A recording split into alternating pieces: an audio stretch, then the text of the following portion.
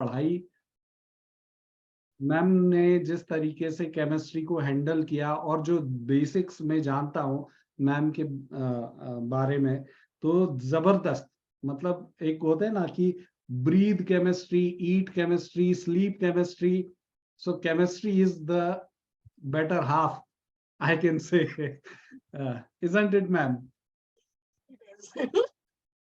So that is the thing कि वहां से आई कम टू नो, और फिर मैम के ट्रैक रिकॉर्ड पूरे इंडिया में बड़े बड़े इंस्टीट्यूट जो नेशनल लेवल ब्रांड है उनके साथ पढ़ाया हुआ, AIR 9, AIR 22, एम्स में, नीट में, under 100 many ranks. I think nothing could be better than that कि इस लेवल पे, इस प्लेटफॉर्म पर आपके लिए मैम आए हैं। और काफी सारे स्ट्रगल थे, हम ये सेमिनार थोड़ा पहले करना चाहते थे, मैम के एंड पे बहुत सारे स्ट्रगल थे, बावजूद उसके मैम ने टाइम निकालना, तो I am really very thankful. तो बेटा मैं ज्यादा टाइम नहीं लूंगा क्योंकि आप लोग तैयारी कर रहे हैं ना, मैम के बारे में ऐसे बोलने जाऊं तो पूरा सेमिनार ही खत्म हो जाएगा, राइट? पर डेफिनेटली मैम केमिस्ट्री हम लोग स्टार्ट करते हैं कि केमिस्ट्री अगर मैं बात करूं तो अपने आप में एक डर इस चीज का, फिजिकल, इनऑर्गेनिक और ऑर्गेनिक, तीन, बच्चा इसको एज अ 3 डिफरेंट सब्जेक्ट देखता है। सो क्या हमको केमिस्ट्री से डरना चाहिए? और अब कुछ चीजें बच्चों ने ऑलरेडी कुछ क्वेश्चंस दिए हैं मुझे, तो हमें किस तरीके से इसको लीड करना चाहिए? तो अभी अब नीट आने में ज्यादा टाइम नहीं है, 40 डेज का लगभग टाइम है हमारे पास। तो शुरू हम करते हैं कि अभी इनको क्या करना चाहिए। So, good evening everybody. I am hoping all of you are doing really great और आप लोग पूरे एनर्जी और पूरे मेहनत के साथ अपनी तैयारी जो है उसको करने में लगे हुए होंगे। और ये यहाँ तक जब हम आ जाते हैं, जब हमारा एग्जाम इतना ज्यादा पास होता है, तो ऑब्वियसली बहुत सारे अलग अलग तरह के डर होते हैं हमारे दिमाग में, राइट? जिनकी वजह से हमारी जो तैयारी हमने पिछले 2 साल में की है, आप में से कुछ लोगों ने ऑब्वियसली 1 साल में तैयारी की होगी, कुछ लोग उससे पहले भी स्टार्ट किए होंगे तैयारी करना, लेकिन बहुत सारे डर होते हैं हमारे साथ और उनकी वजह से हमारा परफॉर्मेंस जो होता है वो कई बार वैसा नहीं आता है जैसा कि हमें चाहिए। तो बिफोर वी स्टार्ट डिस्कसिंग, जो सबसे पहली और सबसे जरूरी बात है जो सबको अपने लिए डिसाइड करनी है before we start writing the exam and anything, वो ये है कि जो डर है परफॉर्मेंस खराब हो जाने का या फिर उस तरह का परफॉर्मेंस रिजल्ट नहीं लेके आने का जैसा कि हमने सोचा है, सबसे पहले हमारा काम है उस डर को ओवर पावर करना, अपने अंदर जो सेल्फ कॉन्फिडेंस होता है उसको इंस्टिल करना। क्योंकि बाकी आप चाहे कुछ भी करो, ऑब्वियसली हम अभी डिस्कस करेंगे कि हम क्या क्या चीजें कर सकते हैं, क्या हमें करना चाहिए, कौन कौन सी चीजें हम करते हैं, लेकिन जो सबसे पहला और सबसे इम्पोर्टेंट फैक्टर है वो सेल्फ कॉन्फिडेंस है। जब तक आपके अंदर वो नहीं होगा तब तक आप चाहे कितनी भी तैयारी कर लो, आप कितने भी एग्जाम्स लिख लो, आप कितनी भी प्रिपरेशन कर लो, कितने भी टेस्ट सीरीज आप लिख लो, रिजल्ट नहीं आएगा जैसा आपको चाहिए। So there are lot of factors जो मिलकर एक अच्छा रिजल्ट बनाते हैं, जिसकी वजह से आप किसी बहुत अच्छे कॉलेज में जा सकते हो। लेकिन जो सबसे जरूरी बात होती है वो सेल्फ कॉन्फिडेंस है, जो बहुत सारी चीजों से आता है और उनके बारे में हम लोग आज बात करेंगे। डरना मना है is definitely how it works. तो बेटा सबसे पहला मुझे लगता है कि एक मंत्र ये हमको पहला मिला है कि ठीक है, आप जिस भी स्टेट में हो, एक्स में हो, वाई में हो, जेड में हो, पहली चीज तो आप डरना बंद करो, राइट? और इस डरने के बाद हम एक स्ट्रैटेजी पे बात करते हैं कि अब करना क्या है, राइट? तो करने के लिए मैम एक क्वेश्चन है कि अब 40 डेज हैं, so how to lead with physical chemistry, inorganic chemistry and organic chemistry? मतलब अब मुझे क्या मिनिमम कर लेना चाहिए? मेरे पास 2 तरह के स्टूडेंट हैं यहाँ पर, कुछ ऐसे हैं जो शायद केमिस्ट्री में बहुत अच्छा परफॉर्म कर रहे हैं और इक्वली कुछ ऐसे भी स्टूडेंट है जो बहुत ज्यादा स्ट्रगल कर रहे हैं। सो एक शुरू में उन लोगों के लिए कर रहा हूं पहले जो स्ट्रगल कर रहे हैं। तो जो स्ट्रगल कर रहे हैं उन्हें अब क्या करना चाहिए? So I think if you would allow me, if I can take on the screen, so I got this presentation made. Please. है ना? ये हाँ, ये इसके साथ हम स्टार्ट करते हैं। I think that is so because I will be able to write some things और जो उनके क्वेश्चंस होंगे उनको मैं ज्यादा easily I will be able to answer. So I am going to share my screen now. या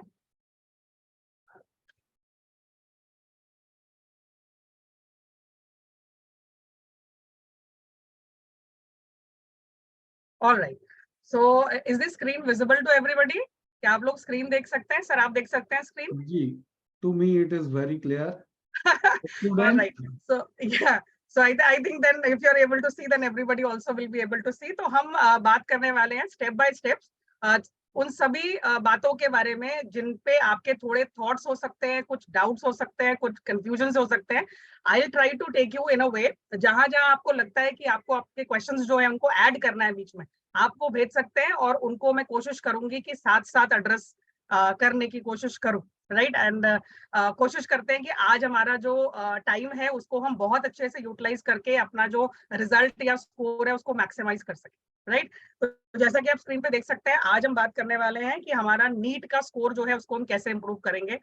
बहुत सारी तैयारी कर ली है, बहुत कम टाइम बचा हुआ है, तो आई वुड सिंपली से कि हमें फिनिशिंग टचेस देने और जो हमारी तैयारी है उसमें जो हमारी मेथोडोलॉजी है जिसमें गड़बड़ हो रही है, जिसकी वजह से मार्क्स नहीं आते हैं, उस पर हमें थोड़ा सा काम करने की जरूरत है और हम जाएंगे उसको पढ़ने।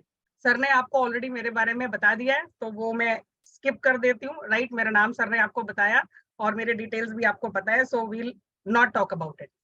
एक चीज जो बहुत इंपॉर्टेंट है जो मैं आपसे शेयर करना चाहती हूँ वो एक रिव्यू है जो आप स्क्रीन पे देख सकते हैं। इसमें जितनी भी काम की चीजें नहीं है वो सब हिडन है। I want you to see something which is very important over here, और वो यहाँ है। और अगर आप ध्यान से रीड कर सकते हैं तो मैं चाहती हूँ कि आप उसको देखें, क्योंकि यहाँ से हम अपना टारगेट सेट करने जा रहे हैं। ये 170 ऑफ 180 लिखा है और मैं पर्सनली ये बिलीव करती हूँ कि अगर हमें किसी अच्छे मेडिकल कॉलेज में जाना है, राइट, और अच्छा स्कोर लेके आना है, तो आप बिना केमिस्ट्री में बहुत अच्छा परफॉर्म किए हुए ऐसा नहीं कर सकते, नहीं कर सकते। और उसके लिए हमें मिनिमम 160 प्लस का टारगेट जो है उसको लेके चलना पड़ेगा। हम वहां तक कैसे पहुंचेंगे स्टेप्स में, उसके बारे में हम लोग बात करने वाले हैं। ठीक है, सो हम चलते हैं यहाँ से थोड़ा सा आगे। सबसे पहली चीज जो हमारा सिलेबस है उसको अगर हम ब्रेक डाउन करते हैं, ठीक है, ये जो एनालिसिस है ये जनरल एनालिसिस है, specifically based upon last 2 year का जो पैटर्न है, बिकॉज पैटर्न चेंज हुआ। ओके, और जो पुराने भी हैं उनको भी अगर क्लब करेंगे तो मोटा मोटा जो हमारा एनालिसिस है वो क्या कहता है, तो ये कहता है कि जो हमारा क्लास बेसिस पे है 11th और 12th दोनों बहुत ज्यादा इंपॉर्टेंट होते हैं अगर हम नीट की प्रिपरेशन कर रहे हैं। मैं केमिस्ट्री के लिए स्पेसिफिकली आपसे ये कह सकती हूँ कि जो ज्यादा इंपॉर्टेंस है वो 11th के सिलेबस की है। अगर आपने उस पर बहुत ज्यादा ध्यान नहीं दिया है तो वो आपको स्कोर्स में भी ट्रबल करेगा, अपने इंडिविजुअल स्कोर्स में 11th के, और 12th के स्कोर्स में भी ट्रबल करेगा। तो दैट वे 60% आप 11th को दे सकते हैं और 40% 12th को। ये इसलिए ऐसा है क्योंकि 12th का बहुत ज्यादा पोर्शन केमिस्ट्री में 11th पे बेस्ड है। उसका फाउंडेशन जो है वो 11th के चैप्टर्स में है, जैसे इलेक्ट्रोकेमिस्ट्री रेडॉक्स पर बेस्ड है, हमें आना ही चाहिए। राइट, या फिर अगर हम आगे के चैप्टर्स में बात कर रहे हैं सॉल्यूशंस, वो चैप्टर 1 से रिलेटेड है, मूल कॉन्सेप्ट से, कॉन्सेंट्रेशन से, तो ये वहां से आता है। तो बिना 11th को ढंग से किए हुए डेफिनेटली हम अच्छा स्कोर नहीं कर सकते। 11th पे फोकस करना है। स्पेसिफिकली जो बच्चे 1 ईयर के लिए प्रिपेयर करते हैं, जो 12th में आने के बाद प्रिपेयर करते हैं, उनका ये वाला पोर्शन उतना ज्यादा स्ट्रॉन्ग नहीं होता है, उस पर वो काम नहीं करते। लेकिन अगर वो अच्छा स्कोर टारगेट कर रहे हैं तो उनको इस पर्टिकुलर पोर्शन पे ध्यान देना पड़ेगा। ये वाला पार्ट बहुत ज्यादा इंपॉर्टेंट है। ए, राइट। दूसरी बात, अगर हम इसको पार्ट वाइज डिवाइड करते हैं तो जनरली स्पीकिंग केमिस्ट्री को हम 3 पार्ट्स में डाल देते हैं, फिजिकल, इनऑर्गेनिक और ऑर्गेनिक। आई वुड से कि हम उसको 4 पार्ट्स में डालेंगे तो ज्यादा अच्छा रहेगा। 4 पार्ट्स में physical chemistry, if you see 35 to 40% इसका कॉन्ट्रीब्यूशन है। अगर हम पिछले एग्जाम्स का एनालिसिस देखते हैं, 35 to 40% बहुत बड़ा पार्ट है। जो सबसे अच्छी भी बात है और नहीं भी अच्छी बात है वो ये है कि हम जनरली जो बच्चे नीट के लिए प्रिपेयर करते हैं उनके पास मैथ्स नहीं होती, ये बड़ा ट्विस्ट है, और इसीलिए उनको ये जो फिजिकल वाला पार्ट होता है इससे बहुत डर लगता है। और अगर हम इसको मास्टर नहीं करेंगे तो ऑब्वियसली आपका स्कोर जो होता है काफी नीचे जाएगा, क्योंकि इसका बहुत बड़ा कंट्रीब्यूशन है कॉन्सेप्चुअली भी और कैलकुलेटिव वाइज। ये लिखने का पर्पस ये है कि आप देखें कि ये इंपॉर्टेंट है। अभी मैं इसके बारे में और डिटेल में आपसे बात करूंगी। ऑर्गेनिक का जो पार्ट है वो अराउंड 25 to 30% है, क्योंकि ऑब्वियसली हर ईयर वेरिएशन होता है, this is the general thing. Inorganic around 25% है, और जो बाकी के चैप्टर्स है अदर्स, मतलब बायोमोलिक्यूल्स हो गया, पॉलीमर्स हो गए, एवरीडे लाइफ है, इनको हम टिपिकली किसी फिजिकल, ऑर्गेनिक, इनऑर्गेनिक इनमें नहीं क्लासिफाई करते हैं, लेकिन इनसे भी क्वेश्चंस आते हैं डायरेक्टली। तो आपको कम से कम 5 या 6 क्वेश्चंस जो होते हैं वो इस वाले पार्ट से भी मिलेंगे। पहली बात जो यहीं पर मैं आपको बता देती हूँ वो ये है कि जहां तक इनऑर्गेनिक केमिस्ट्री की बात है, आपको सिर्फ और सिर्फ एनसीईआरटी पर ही फोकस करना है, nothing from outside, nothing from outside. जो भी एनसीईआरटी में दिया हुआ है starting from line 1 to the last line, आपको उसी इंफॉर्मेशन पे फोकस करना है, समझना है, अब्सॉर्ब करना है इंफॉर्मेशन को, क्योंकि इनऑर्गेनिक पे डायरेक्ट क्वेश्चंस आते हैं। और ये डेफिनेटली वो वाला पार्ट है जो उन बच्चों के लिए बहुत हेल्पफुल है जो बायो पढ़ रहे हैं। और ऑफ कोर्स आप सब बायो पढ़ रहे हो, इतना बड़ा पोर्शन बायो का होता है और आपको काफी अच्छी प्रैक्टिस होती है मेमोराइज करने की। तो केमिस्ट्री का वो पोर्शन जिसमें से आपको डायरेक्टली मार्क्स मिलेंगे, जिसमें सॉल्व नहीं करना पड़ता है टेक्निकली, वो इनऑर्गेनिक का पोर्शन है। This can help you a lot. तो जिनका भी मेमोरी बेस ठीक है वो इस पे मेहनत कर सकते हैं, ये बहुत अच्छा आपके स्कोर को बूस्ट देगा, right. Moving forward from here, ये जो क्विक एनालिसिस है आपको ये पूरा नहीं देखना है, ऑब्वियसली यू हैव टू सी कि इसमें जो आपके पार्ट्स हैं, यहाँ देखिए 50 क्वेश्चंस हमारे पास एग्जाम में आ रहे हैं, यू सी 44 क्वेश्चंस जो हैं वो 11th के हैं डायरेक्टली, और 56% क्वेश्चंस जो आपको दिख रहे हैं यहाँ पे 28 क्वेश्चंस व्हिच इज ये 12th के पार्ट से आए। हैविंग सेड दैट, जैसा कि मैंने आपसे कहा 12th में 11th का बहुत ज्यादा कंट्रीब्यूशन भी है। इफ यू गो फर्दर, अगर आप इसको थोड़ा सा और ध्यान से देखोगे तो मैं चाहती हूँ आप इसको ध्यान से देखो, ये look at that, look at that. तो आपको 45 क्वेश्चंस अटेम्प्ट करने हैं। अगर हम टोटल परसेंटेज ऑफ क्वेश्चंस की बात कर रहे हैं आउट ऑफ 50, 40% है ये। दिस इज वेरी इंपॉर्टेंट, इस पे आपको फोकस करना है। मैंने अभी आपसे कहा था अगर आप इस पे ध्यान नहीं देंगे तो आपके स्कोर को बहुत ज्यादा लो ये लेके जाएगा। We have to work on this physical chemistry, the calculative part, the formulae and everything. Okay, we will come back to that in some time. You see 24%, 26 roughly जो परसेंटेज हमने देखा, और ये आपके 10% क्वेश्चंस है जो आपके अदर चैप्टर्स में से आते हैं। ये 21 का है। अगर इसी को हम आगे ले जाएं थोड़ा सा और आगे, क्योंकि ज्यादा देखेंगे तो ज्यादा पता चलेगा। ये जो एनालिसिस आपको दिख रही है ये 22 की है, देखिए ये 19 क्वेश्चंस है, 38%, 38%। ओके, ये फिजिकल का पार्ट है। चैप्टर्स आप देख सकते हैं, basic concepts, redox, equilibrium, bonding को भी हम जनरली इसी में काउंट कर लेते हैं, स्ट्रक्चर ऑफ एटम है, स्टेट्स ऑफ मैटर है, थर्मोडायनेमिक्स है, solid state solution, electrochemical kinetics, ये इतना बड़ा पार्ट है। 38% क्वेश्चंस, इस पे आपको फोकस करना है, ये आपके स्कोर में इंक्रीमेंट देगा। तो ये तो था सिलेबस वाइज कौन सा पार्ट है जिसपे आप ढंग से काम ऑलरेडी नहीं कर रहे। फिजिकल वाला पार्ट, इस पे हमको काम करना है। कैसे करना है उसके बारे में हम बात करेंगे थोड़ी देर में। I am hoping this particular portion is clear to everybody. ये हमारे दिमाग में रहना चाहिए, तभी हम अपने स्कोर का टारगेट बना सकते हैं। रैंडम टारगेटिंग करने से स्कोर्स नहीं आते, बहुत सारा डिटेलिंग जो होता है वो इसमें जाता है, इस पे आपको काम करना है, राइट। देन मूविंग फॉरवर्ड आ जाते हैं कि किन किन चीजों पे ध्यान देना है, कौन कौन से चैप्टर्स हैं जिन पे आपको डेफिनेटली काम करना चाहिए, प्रोवाइडेड कि टाइम बहुत कम है, सब कुछ तो नहीं कर पाएंगे। तो हमें यह ध्यान देना है कि हमें सबसे पहले आपको कम से कम ये कोशिश करनी है, कम से कम ये कोशिश करनी है कि हम मिनिमम 140 मार्क्स पे देख रहे हैं। नहीं देखेंगे तो इसका मतलब ये होता है कि हमारा स्कोर टोटल नीचे जाएगा, और उसका मतलब होता है आप जिस कॉलेज में जाना चाहते हैं, जिस इंस्टीट्यूट में जाना चाहते हैं, वहां पे नहीं जा पाए। नाउ कमिंग टू मिनिमम में, इसमें करना क्या है? वेल, इसमें ये करना है आपको 45 क्वेश्चंस अटेम्प्ट करने हैं, जिसके लिए आपको स्कोर मिलता है। आपके साथ बहुत अच्छी बात यह है कि आपको चॉइस मिल रही है, पहले चॉइस नहीं होती थी, now you can choose, you see. तो मतलब 50 में से आपको 45 क्वेश्चंस करने हैं। अब अगर आप इसको थोड़ा सा एनालाइज करेंगे तो मैं ये मान लेती हूँ कि 5 क्वेश्चंस जो है बहुत डिफिकल्ट है, वेरी टफ। तो आप ये कर सकते हैं कि ये जो 5 डिफिकल्ट क्वेश्चंस हैं इनको अलग कर लीजिए। पढ़ते पढ़ते पता चलता है हमें कि ये डिफिकल्ट, लेट्स लीव देम, नहीं अटेम्प्ट करें, ठीक है। बाकी बचे आपके 40 क्वेश्चंस। इस 40 क्वेश्चन सेट में आपके पास इजी क्वेश्चंस भी होंगे और ऑब्वियसली मीडियम भी होंगे। मान लेते हैं कि ये इजी तो आपने सारे ही करने हैं, obviously all of them have to be attempted, सबका इजी भी अलग अलग होता है, वी विल टॉक। मीडियम जो है उसमें से मान लेते हैं कि 5 क्वेश्चंस हमें फिर भी नहीं आए, अटक ही गए जा जाके। इसका मतलब होता है still if you are looking forward to 35 questions, ये 35 क्वेश्चंस आपने बिल्कुल सही करने हैं। और 50 क्वेश्चंस में से 35 क्वेश्चन सही करना बिल्कुल मुश्किल नहीं है उन सभी बच्चों के लिए जो सीरियसली प्रिपेयर कर रहे हैं, राइट। और ये 35 क्वेश्चंस अगर आप करेक्ट करेंगे तो 35 into 4, आई एम श्योर हम सब लोग कैलकुलेशन कर सकते हैं ना, इतना कैलकुलेशन तो हम सबको आता है। That is going to give you a 1/4।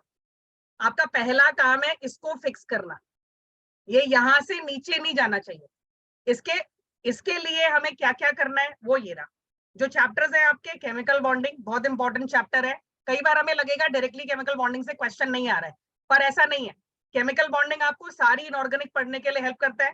Chemical bonding आपको सारी ऑर्गेनिक पढ़ने के लिए हेल्प करता है। जो लोग पढ़ रहे हैं उनको पता है ऑर्गेनिक और इनऑर्गेनिक बिना केमिकल बॉन्डिंग के नहीं पढ़ी जाती, हर दूसरी लाइन पे अटकोगे आप। So that's why chemical bonding is very important, you should do it अगर आपने ऑलरेडी नहीं किया है। States of matter directly questions आते ही हैं, लेकिन उसमें से जो गैसियस स्टेट वाला पार्ट है, डाल्टन्स लॉ है, ये हम बाद में भी यूज करते हैं आपके 12th के चैप्टर्स में भी कैलकुलेशन करने के लिए। You have to work on this, right.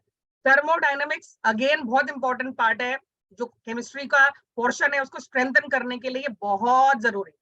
Equilibrium you see बहुत स्केरी लगता है बच्चों को, एक क्वेश्चन के बारे में हम लोग बात करेंगे थोड़ी देर में, पहुंचते हैं वहां पे, राइट। लेकिन इक्विलिब्रियम काफी आसान है। और नीट के लिए अगर बात करेंगे तो बहुत ही ज्यादा इजी क्वेश्चंस आते हैं, आराम से कर सकते हैं। जस्ट लाइक आई सेड, थोड़ी तैयारी जो सही तरीके से होनी चाहिए। जीओसी आई वुड से पूरे केमिस्ट्री का सबसे इंपॉर्टेंट पार्ट है, अलॉन्ग विद केमिकल बॉन्डिंग बहुत अच्छा आना चाहिए। IUPAC nomenclature, isomerism, electronic effects, इनको अगर आप ध्यान से कर लेंगे तो ऑर्गेनिक का आपका 30% काम वैसे ही सॉर्ट हो जाता है, माइनस द रिएक्शन पोर्शन, ये हमें आना चाहिए। हाइड्रोकार्बन्स अगेन बहुत बहुत इंपॉर्टेंट चैप्टर है। जिन लोगों ने लास्ट तक प्रिपरेशन की है उन्हें मालूम है जो कुछ हम रिएक्शंस के बारे में हाइड्रोकार्बन्स में सीखते हैं वो हमें लास्ट तक हेल्प करता है, एंड तक जहां तक आप जाते हो, राइट। तो ये बहुत इंपॉर्टेंट चैप्टर है, इस पे अगर आप काम करेंगे this is going to help you with scoring. Coming to 12th वाला पार्ट, इलेक्ट्रोकेमिस्ट्री, काफी स्कोरिंग, काफी बड़ा पोर्शन है, इस पे हमें काम करना चाहिए, न्यूमेरिकल्स, क्वेश्चंस, कॉन्सेप्ट पे। केमिकल काइनेटिक्स बहुत इंपॉर्टेंट है। पी ब्लॉक काफी बड़ा पोर्शन है, क्वेश्चंस आते हैं इसमें से। अगर आपको लगता है बहुत बड़ा हो रहा है और पढ़ने में नहीं आ रहा है तो आप एक बार के लिए इसको स्किप कर सकते हैं, क्योंकि ये बड़ा है, इस पे आपको एफर्ट लगाना पड़ेगा। तो अगर आपको लगता है कि अभी नहीं कर पाएंगे तो कोई बात नहीं, इसको आप छोड़ दो, this can be removed because this is actually big, very big. Then coordination compounds again बहुत इंपॉर्टेंट चैप्टर है, इसमें से क्वेश्चंस आते हैं, अच्छे क्वेश्चंस, स्कोरिंग क्वेश्चंस। इसको आप ध्यान से पढ़ेंगे करेंगे तो आपका काम होगा, इसका मतलब स्कोर इंप्रूव होगी। ऑक्सीजन कंटेनिंग कंपाउंड्स अगेन बहुत ही बड़ा पार्ट है, इसमें आपका अल्कोहल भी आता है, ईथर भी आता है, फिनॉल्स भी आते हैं, आपके एल्डिहाइड्स भी आते हैं, कीटोन्स भी आते हैं, कार्बोक्सिलिक एसिड्स भी आते हैं, यू सी, और इनके डेरिवेटिव्स भी आते हैं। बहुत बड़ा पोर्शन, अपने आप में इतनी ज्यादा इंफॉर्मेशन है, अगर आप पेपर को देखेंगे आराम से आपको 4-5 क्वेश्चन जो होते हैं इस पोर्शन में से मिल जाएंगे, लास्ट ईयर भी आए थे, राइट। तो ये काफी इंपॉर्टेंट पोर्शन है। ये वो चैप्टर्स हुए जिनको आपको करना ही है। ये मैं स्पेसिफिकली उन स्टूडेंट से बात कर रही हूँ जिनको अभी भी ये वाला डाउट है कि क्या क्या कर लें, क्या क्या कर लें कम से कम कि हमारा स्कोर जो होता है वो ऊपर की तरफ जाए, पहले एक ब्रैकेट में पहुंचे, उसके बाद हम और बातें करेंगे। Are we clear till here everybody? I am hoping everybody is able to correlate to information, understand this. Yes ma'am, मुझे लगता है कि काफी सारी चीजें बहुत क्लियर हुई है और इम्पोर्टेंटली कुछ चीजें आपने आसान कर दी, जैसे इनऑर्गेनिक में कहाँ तक कितना करें। तो आपने जो बोल दिया कि जो आप ओनली एनसीईआरटी है एनसीईआरटी, उसके अराउंड ही ओनली अपनी ओनली एनसीईआरटी, इधर भी नहीं उधर भी नहीं किधर भी नहीं, जस्ट इनऑर्गेनिक के लिए जस्ट एनसीईआरटी। और उसका मतलब होता है आपके कम अराउंड लेट से 12-13 क्वेश्चंस जो होते हैं वो फिक्स्ड है, उतना स्कोर तो आप ले ही आओगे, वो वैसा वाला पार्ट है। तो उसको आपको इग्नोर नहीं करना है। कई बार बच्चे कहते हैं अरे यार इसमें तो याद ही करना पड़ता है, इसका करना क्या है, पर पॉइंट इज एग्जाम में क्वेश्चन आता है और उसके भी 4 ही मार्क्स होते हैं और उसमें कम टाइम लगता है, उसमें कम टाइम लगता है। तो सबसे जल्दी सबसे ज्यादा मार्क्स जो दे सकता है वो इनऑर्गेनिक केमिस्ट्री ही है, सॉल्व नहीं करना पड़ेगा, राइट। एक आप आगे बढ़े उसमें थोड़ा सा मैं आपको बीच में नॉक कर रहा हूँ। Yes sir. मैं स्टूडेंट के बिहाफ पे ये रिक्वेस्ट कर रहा हूँ कि ये जो आपने सारा स्लाइड बनाई है, क्या Right. ये सेमिनार के बाद हमको अवेलेबल हो पाएगा? हाँ बिल्कुल, एब्सोल्युटली जरूर जरूर, आपके लिए बनाई है। जी जी। I'll send it over to you, ऐसे ही जैसे मैंने ये लिखी हुई है, लिखे के साथ with annotations. Ji I'll ji send it over to you. अब आ जाते हैं दूसरे पार्ट पे। दूसरा पार्ट है वो तो चैप्टर्स की बात थी, पूरे पूरे चैप्टर कौन से प्रिपेयर करने हैं। अगली स्लाइड जो आप देख रहे हैं ये टॉपिक्स के बारे में, क्योंकि कई बार क्या होता है पूरा पूरा चैप्टर नहीं चाहिए होता है, उस चैप्टर में से कुछ कुछ पार्ट्स होते हैं जो इंपॉर्टेंट होते हैं, जिनसे हमारी स्कोर्स इंप्रूव होते हैं। तो ये वाली स्लाइड जो आपको नजर आ रही है, इस पे आप देख पाएंगे टॉपिक्स जिन पे हमें काम करना है, जिनको अगर हम कंट्रोल कर लेंगे तो हमारा स्कोर इंप्रूव होता है। ये भी क्लास वाइज डिसाइडेड है, 11th और 12th। देखिए सबसे पहले बात करते हैं आपके फेवरेट टॉपिक के बारे में, उसका नाम है मोल कॉन्सेप्ट। पर्सनली मुझे ऐसा लगता है कि ये चैप्टर 1 होता है पहला, बच्चे बहुत डरते हैं इससे, और जब स्टार्ट होता है तो सबके सबसे खराब नंबर जो होते हैं वो इसी वाले पोर्शन में ही आते हैं, राइट। लेकिन मैं ये भी कह रही हूँ, having all the experience that I have, जो रुक कर थोड़ा सा बिना डरे मोल कॉन्सेप्ट हैंडल कर लेगा, और करना चाहिए, उसके लिए पूरी केमिस्ट्री जो होती है आगे तक जाते जाते वो आसान हो जाती है, स्पेसिफिकली जो फिजिकल का पार्ट है। मोल कॉन्सेप्ट हमें बहुत अच्छे से आना चाहिए, वो इनऑर्गेनिक, ऑर्गेनिक, फिजिकल सारे चैप्टर्स में यूज होता है। अगर आप आंख बंद करके थोड़ा सा सोचेंगे तो आपको मेरी बातें समझ में आ जाएंगी। Very very important, right, nothing to miss. Concentration terms again बहुत इंपॉर्टेंट पार्ट है। मोलारिटी, मोलालिटी, लगातार क्वेश्चंस आते हैं, डायरेक्टली भी आते हैं, इनडायरेक्टली भी आते हैं। सोल्यूशन वाला जो चैप्टर है 12th का, उसमें भी इसके क्वेश्चंस आते हैं। We have to know this. Equivalence का कॉन्सेप्ट, ये अगेन जरूरी नहीं है आपको आए, लेकिन अगर आपको जल्दी प्रॉब्लम सॉल्व करनी है तो ये आपकी हेल्प कर सकता है। नॉर्मेलिटी, एन फैक्टर का जो पार्ट है, ये डायरेक्टली भी हेल्प करता है, और ये आपको फैराडेज लॉ और जो आपका इलेक्ट्रोकेमिस्ट्री का पार्ट है, मतलब नर्न्स्ट वाला जो पार्ट होता है, ये आपको वहां भी हेल्प करेगा। तो ये अगर आपको आता है तो आपकी बहुत हेल्प होगी। कॉन्फ़िगरेशन राइटिंग बेसिक केमिस्ट्री का पार्ट है, लेकिन इसके बिना कुछ नहीं होता है, कुछ नहीं। सो ये हमें आना ही चाहिए। Then periodic properties, I would say पूरी केमिस्ट्री का सबसे इग्नोर्ड टॉपिक है। पीपल वुड बी लाइक अरे यार पीरियोडिक टेबल में क्या पढ़ना है। I will tell you, radii, ionization enthalpy, electronegativity. Now start thinking कौन सा ऐसा चैप्टर होता है केमिस्ट्री में जिसमें इन सब सारी चीजों की जरूरत नहीं पड़ती। जितनी टाइम आप पीरियोडिक टेबल को इग्नोर करेंगे, कितना भी छोटा हो वो, उतनी आपको दिक्कत होगी हर चैप्टर पढ़ने में। केमिस्ट्री की सबसे खूबसूरत बात यह है कि सब कुछ कनेक्टेड है, सब कुछ कनेक्टेड है। तो अगर आप एक चीज पकड़ लेंगे तो आपको अगले वाले में लगेगा अरे वाह ये तो मुझे पहले से आता है। अगर आपको ये आता है तो आपको एस ब्लॉक में जाके वापस से नहीं पढ़ना पड़ता, नीचे जाने से आयनाइजेशन एंथैल्पी कम हो जाती है भाई, राइट। इधर से इधर जाने से रेडियस छोटे हो जाते हैं। तो ये तो पीरियोडिक टेबल में पढ़ा था, इसमें एस ब्लॉक में, पी ब्लॉक में, डी ब्लॉक में बार बार क्या पढ़ना है, what is that. So you have to take care of periodic table. It's a very, very important chapter, very scoring, not directly, indirectly, very important. Then shapes and polarity, very, very important part. Again, inorganic में जितने भी chapters हैं और organic में जितने भी chapters हैं, सब में shape, tetrahedral है, planar है, pyramidal है, ये है, वो है। इसके directly questions भी आते हैं, indirectly भी आते हैं। Polarity, पोलर है इसमें घुलेगा, नहीं पोलर है इसमें घुलेगा, रिएक्ट करेगा नहीं करेगा, ये सब पोलैरिटी से रिलेटेड है। ये केमिकल बॉन्डिंग का पार्ट है, बहुत बहुत इंपॉर्टेंट, आना ही चाहिए, राइट। रेजोनेंस, आई थिंक काफी ज्यादा कंफ्यूजन होती है हम जब स्टार्ट करते हैं इसको, लेकिन इसको छोड़ नहीं सकते, इसकी वजह से आपके क्वेश्चंस ऐसे गलत हो जाते हैं।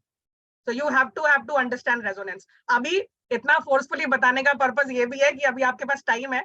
ये जो लिस्ट आपको दिख रही है, अपने टीचर्स के पीछे पड़ जाइए। इनमें से कोई भी ऐसे टॉपिक नहीं होने चाहिए जो आप ढंग से नहीं प्रिपेयर कर ले। Please do them. आपको आपके रिजल्ट का आउटपुट जो होता है वो अभी मिलेगा, जो आप मॉक टेस्ट लिखने वाले हैं उनमें। PH calculation, another very important part. Oxidation number बहुत बहुत इंपॉर्टेंट है।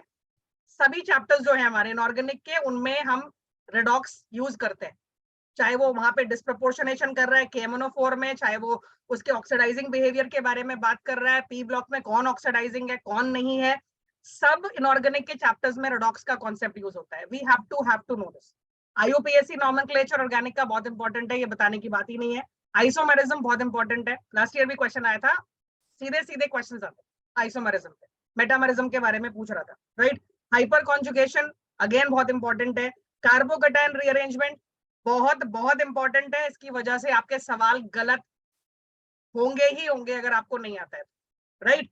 इलेक्ट्रोफिलिक एरोमेटिक सब्स्टिट्यूशन अगला बहुत इंपॉर्टेंट पार्ट है। बेंजीन के रिएक्शंस, जिन्होंने भी ऑर्गेनिक पढ़ी है, 11वीं से हम पढ़ना शुरू करते हैं इलेक्ट्रोफिलिक एरोमेटिक सब्स्टिट्यूशन, और 12वीं के ऑर्गेनिक के हर चैप्टर का last part electrophilic aromatic substitution है। और तो Meta para directing, activating, deactivating, इस पे सीधे सीधे और टेढ़े टेढ़े व्हाटएवर यू विल कॉल, सब तरह के क्वेश्चंस आते हैं। अगेन वेरी वेरी इंपॉर्टेंट, एक बार पढ़ लीजिए, सेट।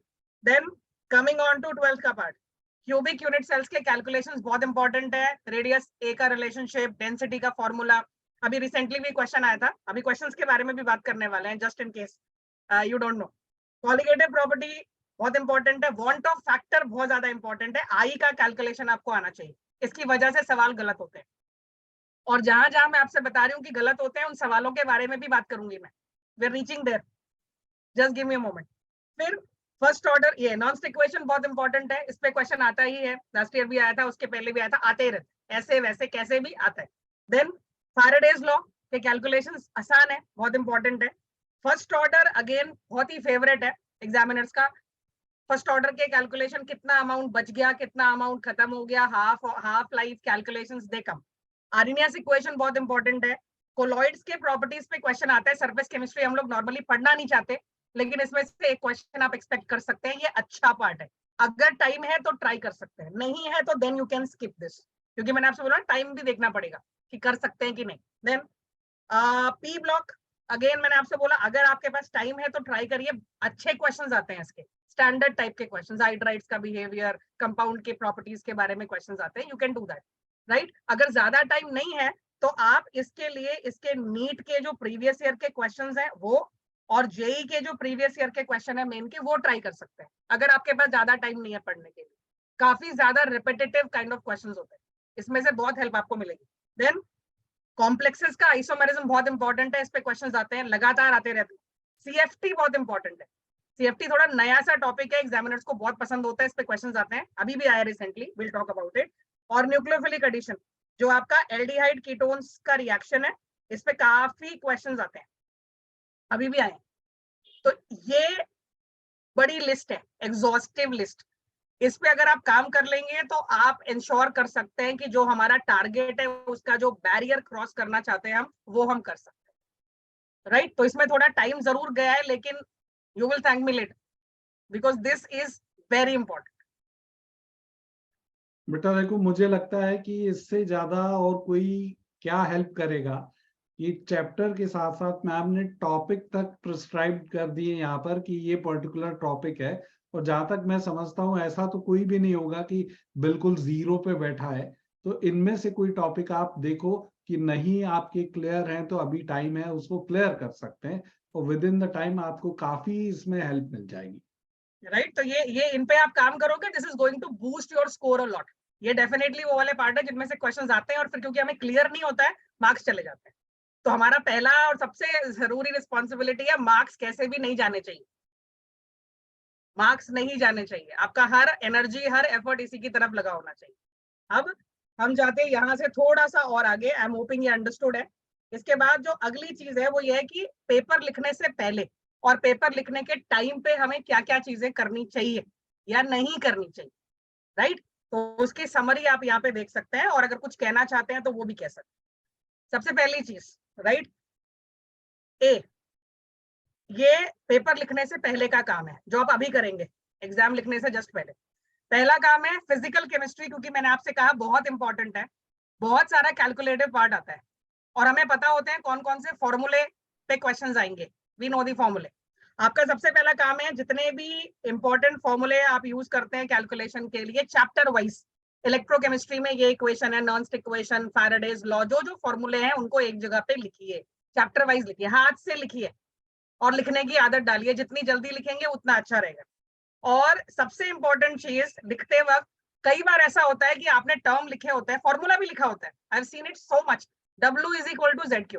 अब अगर आपसे ये पूछ ले सवाल में कि भैया ये Z कौन है, तो हमें नहीं पता, ना हमें ये पता है कि वो Z होता कौन है, ना हमें ये पता है कि वो Z निकलता कैसे है, ना उसकी यूनिट हमें मालूम है। Recipes for disaster, we can't do that, we can't do that, you have to do this. Physical पे काम करना है, इस पे काम करना है। दूसरा, जितनी भी फिजिकल क्वांटिटीज आप यूज करते हैं उन सभी की यूनिट्स आपको पता होनी चाहिए, उनकी यूनिट्स आपको पता होना चाहिए, उनका कन्वर्जन भी आपको आना चाहिए, कन्वर्जन भी आपको आना चाहिए। और हैंड रिटन कैलकुलेशन आपने करने हैं, आपको मालूम है कैलकुलेटर अलाउड नहीं है। तो कई बार ऐसा होता है बच्चे बड़े खुश होते हैं, कैलकुलेटर लिया फटाफट से कैलकुलेशन कर लिया, अरे ये तो आ गया, मेरा तो आंसर आया है। एग्जाम में नहीं मिलेगा। जितनी कैलकुलेशन आप हाथ से करके जाओगे एग्जाम से पहले, वही आपकी हेल्प करेगी। If you are not already working on this, start working on this. Another one, बहुत लोगों को मैथमेटिक्स नहीं पसंद होती है, ये मुझे मालूम है, और लॉग, वी हेट लॉग। अरे लॉग आ गया। I am again telling you, अगर आप बेसिक मैथमेटिक्स और लॉग को होल्ड नहीं करेंगे, आपका स्कोर अच्छा नहीं आ सकता, नहीं मतलब नहीं। और इतनी बार ऐसा होता है कि कैलकुलेशन की वजह से सवाल गलत हो जाता है, या क्योंकि हम लॉग देखकर डर गए हमने क्वेश्चन ही छोड़ दिया, जबकि इतने इजी क्वेश्चंस आते हैं। लाइक आई सेड, क्वेश्चंस आ रहे हैं, ओके। इस पे काम करना है, अभी से सोचना शुरू करिए तो थोड़ी देर में आंसर कर पाएंगे मुझे क्वेश्चंस का।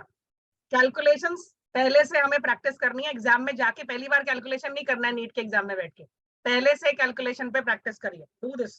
देन आपको सभी चैप्टर्स के जिनको आपको लगता है कंफर्टेबल है, आप हैंड रिटन शॉर्ट नोट्स बना लें। जैसे मैं पूरा चैप्टर पढ़ रही हूँ, क्या फिर से रिवाइज कर पाऊंगी एग्जाम के पहले? Impossible, nobody can do so. Her chapter पढ़ते वक्त कुछ पॉइंट्स होते हैं, ये तो मैं भूल ही जाता हूँ, ये तो मुझे याद ही नहीं रहेगा। छोटे 10 पॉइंटर्स, 15 पॉइंटर्स जो आपको लगता है कि आप भूल जाओगे, चैप्टर वाइज उनको लिख के चिपका दो। Because when you go for the exam next day और the next to next day, आप सिर्फ वही रिवाइज कर पाएंगे, पूरा रिवाइज करने का टाइम नहीं है आपके पास, 4 सब्जेक्ट्स हैं पढ़ने के लिए, यू कांट डू दैट। अगर आप ये कर लोगे तो आपका काम बहुत आसान हो जाएगा।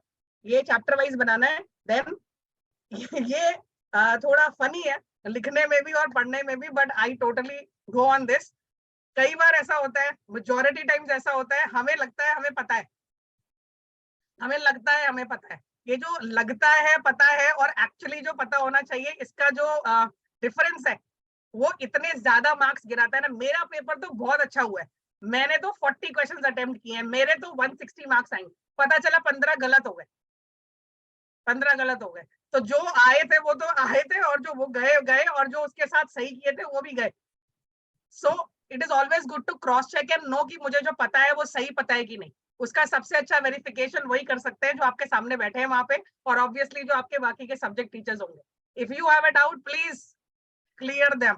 Ma'am, अगर this मार्क्स is कट रहे हैं this इसका मतलब होता है आपको जो पता है वो सही नहीं है, you don't know what you know, this is know it. the root cause of silly mistake yes, हमें because we हमें do ऐसा not लग know हमें what ऐसा लगता है, exactly we know. यस, हमें हमें ऐसा लगता है कि हमने सही पढ़ा है सवाल, हमें ऐसा लगता है कि हमने सही किया है अटेम्प्ट, पर आपके लगने से नहीं होता है। It has to actually show up, right? Work on this. Then ये एक बड़ी प्रॉब्लम है, I deal with this I think every day. मुझे लगता है बाकी टीचर्स भी डील करते होंगे, और बच्चे तो बहुत ही ज्यादा डील करते हैं। मुझे क्वेश्चन आ नहीं रहा है, मेरे मार्क्स नहीं आ रहे, लेकिन मुझे बड़ी शर्म आ रही है, बड़ी शर्म आ रही है। कैसे क्लास में खड़े होके ये बोल देंगे कि मुझे समझ में नहीं आया, ये क्या कहेगा, एक्स क्या कहेगा, वाई क्या कहेगा, जेड क्या कहेगा। फनी थिंग, जो एक्स वाई और जेड है वो तो एग्जाम लिख के कहीं चले गए मेडिकल कॉलेज में, और हम यहीं बैठे हैं क्योंकि एक्स वाई और जेड कुछ कहने वाले थे। उससे भी फनी बात ये है कि जो एक्स वाई और जेड है वो तो बाद में डाउट पूछ लेते हैं, लेकिन हम ना तो क्लास में पूछेंगे और ना ही बाद में पूछेंगे। भैया बिना डाउट पूछे हुए किसी की रैंक नहीं आती है, ऐसे कोई रैंक होल्डर्स नहीं होते हैं जो डाउट्स नहीं क्लियर करते हैं। तो अगर किसी को अभी भी ये शाई पीडिया है कि मेरे को तो बहुत शर्म आती है, मैं तो पूछ ही नहीं पाता हूँ, रैंक नहीं आ रही है boss, okay, just get up, go to the teacher and tell them भैया मैंने बहुत मेहनत करी है लेकिन नंबर नहीं आ रहे हैं। तो ये बता दो कि इसमें गड़बड़ क्या हो रही है। सिर्फ ये नहीं कि मेरे नंबर कट गए और उसको घर पे रख दे फोल्ड करके। Analyse, ask the teacher, go and tell them मैंने बहुत मेहनत की थी पर नंबर नहीं आए। जब तक वो ये नहीं बताएगा कि वो कैसे नंबर आएंगे तब तक नहीं आएंगे, नहीं आएंगे। सो get up and ask the questions.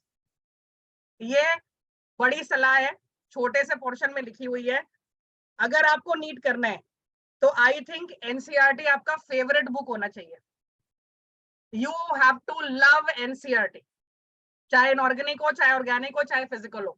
मैं पर्सनली कह रही हूँ अपने पूरे एक्सपीरियंस के साथ, जिन बच्चों को एनसीईआरटी पूरी आती है, क्योंकि आप ऑर्गेनिक और फिजिकल में भी उसी पे बिल्डअप करते हो, बाहर से सिलेबस नहीं लाते। सिलेबस वही है जो एनसीईआरटी का है। अगर आपको वो आता है तो आप उसके बाद टीचर की हेल्प लेके टफर क्वेश्चंस और डिटेल्ड अटेम्प्ट कर सकते हो। लेकिन ऐसा पॉसिबल नहीं है कि आपको एनसीईआरटी के टॉपिक्स ही नहीं आते और आप बहुत अच्छा करने वाले हो, रिजल्ट आ जाएगा। इम्पॉसिबल है। अनदर वन, अगर आपको अहेड रहना है, बाकी लोग जो कर रहे हैं आप भी वही करते रहोगे तो स्कोर भी सेम ही आएगा। एक और चीज जो हमें बहुत अच्छी आनी चाहिए वो ये है कि प्रीवियस ईयर नीट के क्वेश्चंस आपने देखे होने चाहिए, खुद से अपनी आंखों से देखे होने चाहिए और सॉल्व किए होने चाहिए।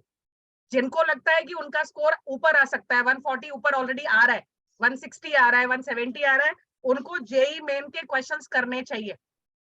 जेई मेन के क्वेश्चंस करने चाहिए। जेई मेन बहुत कॉन्सेप्चुअल क्वेश्चंस बनाता है और उनका जो लेवल ऑफ इंटरेक्शन है, वो जितने भी आपके डाउट्स हैं वो सब क्लियर कर देगा।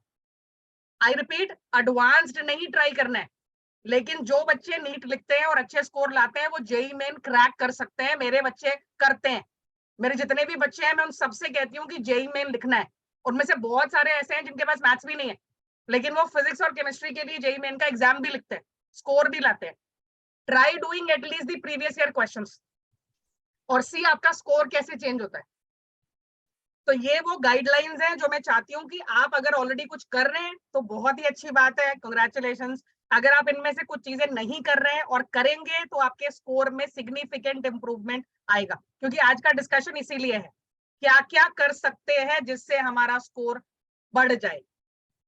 मैम यहाँ पर एक छोटी सी चीज और कि एनसीईआरटी कर ली, पीवाईक्यू नीट के लगा लिए, पीवाईक्यू जेई मेंस के कर लिए, क्या अभी कोई ऐसी बुक आप रेफर करेंगे कि मुझे क्वेश्चन सॉल्विंग के लिए ये बुक और कर लेनी चाहिए? नहीं नहीं नहीं नहीं नहीं, देखिए अगर आप अभी बुक रेफर करेंगे तो ये लोग क्या करेंगे, जो इन्होंने पढ़ा है और जो सीखा है और जो कुछ भी कर रखा है ना, उसको छोड़ के नया पढ़ना शुरू कर देंगे, because we don't correlate. Question practice only for नहीं नहीं नहीं नहीं, एक्चुअली क्या है, केमिस्ट्री के साथ प्रॉब्लम ये है ना कि या तो आपको बुक मिलेगी, जैसे मैं बताती हूँ, जैसे आपको मिलेगी MS चौहान, फिर वो किताब ले आएंगे, ठीक है, फिर वो पेपर खोलेंगे, पहला ही पेपर देखेंगे और फिर चक्कर आ जाएंगे, फिर लगेगा अरे मुझे तो कुछ आता नहीं है, क्योंकि बुक्स ऐसी ही हैं, बुक्स ऐसी ही हैं।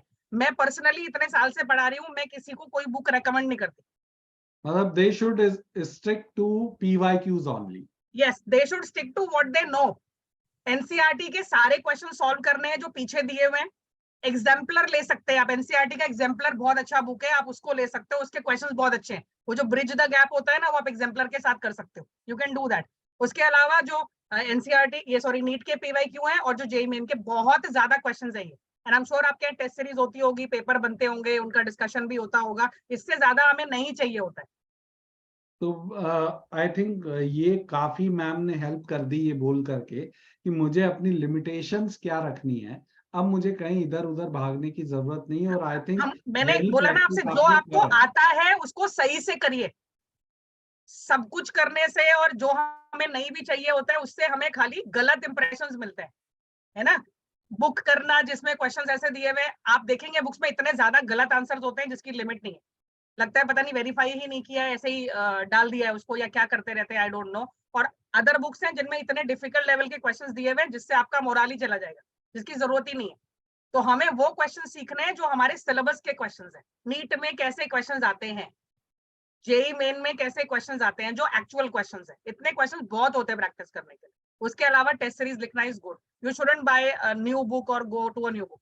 एनसीईआरटी में बहुत क्वेश्चंस है सॉल्व करने के, इन टेक्स्ट में बहुत क्वेश्चंस है सॉल्व करने, you should start doing that, it helps, because NCERT is the reference book, MS Chauhan is not, or for that matter anything else is not.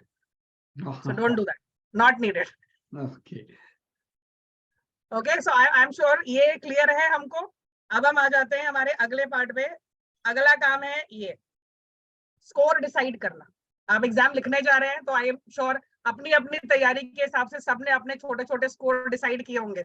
यार थोड़ा खींच के 100 ही ले आता हूँ, अरे यार चलो थोड़ी और कोशिश करते हैं 120, थोड़ी और कोशिश करते हैं 140. तो मैंने आपसे पहले ही बताया है ना, अगर आपको थोड़ा सा भी अच्छा रैंक चाहिए, आपको मालूम है आप फिजिक्स ऑलरेडी पढ़ रहे हो, आपका भी एक्सपीरियंस है और मेरा भी बहुत एक्सपीरियंस है. कितनी भी फिजिक्स समझ में आ जाए, जब पेपर आता है नीट का हाथ में तो फिर वो सारी समझ चली जाती है. मतलब 100 टच करना भी मुश्किल हो जाता है.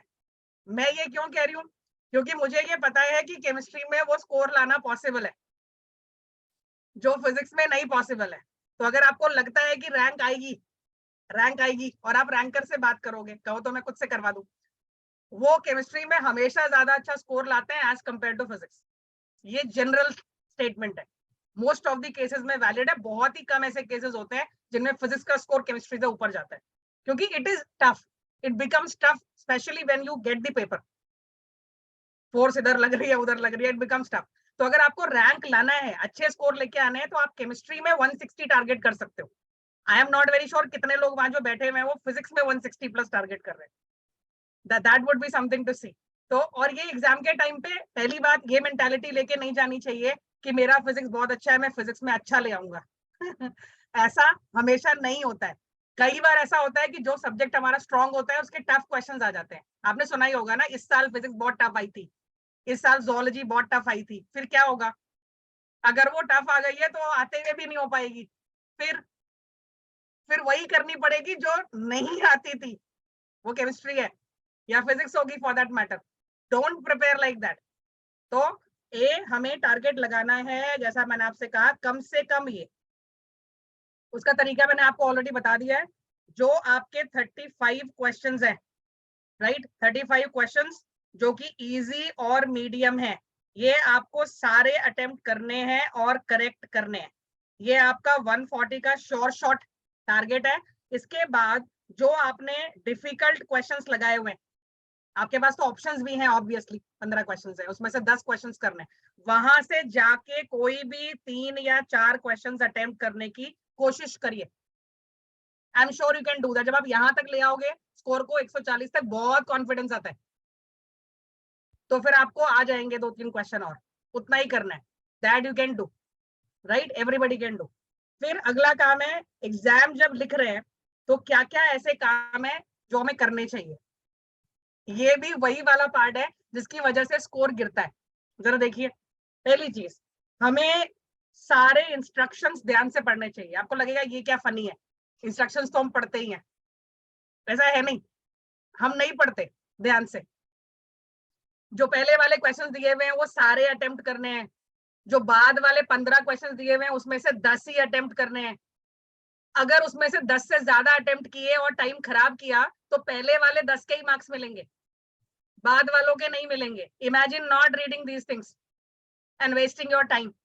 तो जो सबसे पहला काम होता है, ये केमिस्ट्री के लिए नहीं है, इट्स अ जनरल रूल. सबसे पहले जो आपके इंस्ट्रक्शंस है उनको केयरफुली पढ़िए. एक यहाँ पे मैंने हाईलाइटिंग लगाई है, इसमें लिखा है that, read that question carefully. Which of the following is not correct? Which of the following is incorrect? Both A and B. एक बार आप ध्यान से नहीं पढ़ो, कितना भी सवाल आता होगा वो गलत होगा. That is the meaning of read that question carefully. जिस टाइम पे जो क्वेश्चन पढ़ रहे हैं उसी को पढ़िए, ध्यान से पढ़िए, और प्रिज्यूम नहीं करिए मैंने ऐसा क्वेश्चन पिछले साल देखा था. You do that, your question is gone. Don't read मैंने पढ़ा था, इसका ये मतलब है. Just read that question there and then. आधा काम सही. अनदर वन, जैसा कि मैंने अभी बताया था आपको, दोबारा एम्फसाइज कर रही हूँ, क्वेश्चंस जैसे ही पढ़ना शुरू करते हैं उनको इजी, मीडियम, डिफिकल्ट में कैटेगराइज करते जाना है. इजी है कर दीजिए, डिफिकल्ट है डी लगाइए उसके ऊपर और हट जाइए, वहां से हट जाइए. Don't waste your time, right. Do not attempt the difficult questions first. आपको लग रहा है इसमें टाइम जाएगा, आपको लग रहा है ये फंसाएगा, वो फंसाएगा ही फंसाएगा. Just get out of it, just get out. उतने ही घंटे में पूरा पेपर करना है. ईगो बूस्टिंग नहीं करनी है. मैं तो ये करके ही मानूंगा, मैं तो ये करके ही मानूंगी चाहे कुछ भी हो जाए. Don't. Okay, just get out of that. Easy question से स्टार्ट करना है हमेशा, सारे अटेम्प्ट करने सही सही, राइट. उसके बाद आपके जो मीडियम क्वेश्चंस हैं, आपको लगता है थोड़ा एफर्ट लगेगा लेकिन मैं कर लूंगा, ये सब्जेक्ट के लिए भी वैलिड है. जो सब्जेक्ट इजी लगता है वहां से स्टार्ट करना है, टाइम का ध्यान रखते हुए. Then okay, try the difficult questions, and there is an only attempt over here, only if you have full confidence and have attempted easy and medium questions of all subjects. Bio के सारे easy medium हो गए हैं, physics के सारे easy medium हो गए हैं, केमिस्ट्री के भी सारे इजी मीडियम हो गए, फिर भी टाइम बचा हुआ है. Please do the difficult questions. नहीं हुए, go to the other subject and do those questions. Don't get stuck with that particular subject. That applies to every subject that you are doing. Every subject. Subject love के कोई marks नहीं है, question love के भी कोई marks नहीं है exam में. There are no marks for that. Don't do that. Then never ever get stuck on any one question. ये क्रिमिनल है. to yourself, to your preparation, आपने जो 2 साल लगाए, 1 साल लगाए, you get stuck at one question. उसमें जो 2-3 मिनट जाएंगे वो जाएंगे, उसके जो स्कोर नहीं आएंगे वो भी नहीं आएंगे, उसके बाद के जो 4-5 क्वेश्चन हुए जो वो भी जाने चाहिए थे वो भी नहीं हो जाएंगे. आपका सबसे पहला काम है to snap out of that question जो अटका रहा है. ट्राई किया, 1 मिनट लगाया, हो गया, बहुत अच्छी बात है. लग रहा है और टाइम लगेगा, just get out, close, D लगाओ. जब बाकी का हो जाएगा, जैसे मैंने बोला सबका इजी मीडियम डिफिकल्ट हो गया, 600 पहुंच रहा है स्कोर आराम से, फिर आराम से टाइम लो, वापस आओ, जो करना है वो करो, पहले नहीं करो. तो ये वो सारी चीजें हैं जो पेपर करते टाइम हमें सभी अक्रॉस सब्जेक्ट्स ध्यान रखनी है. इसका केमिस्ट्री से कोई मतलब नहीं है. This is to be true for physics, for biology, for whatever, because this is about total score. क्योंकि केम में फुल भी आ गए और बायो और फिजिक्स में मार्क्स नहीं आए तो रैंक तो नहीं आएगी. रैंक ओवरऑल लानी पड़ती है, टोटल मार्क्स लाने पड़ते. सो आई एम होपिंग आपको ये सारी बातें समझ में आ रही हैं जो लिखी हुई हैं. Any questions? कोई क्वेश्चन कोई पूछना चाहता है बेटा? If you have any questions, you can ask. If you don't have any questions, I have questions. I will ask.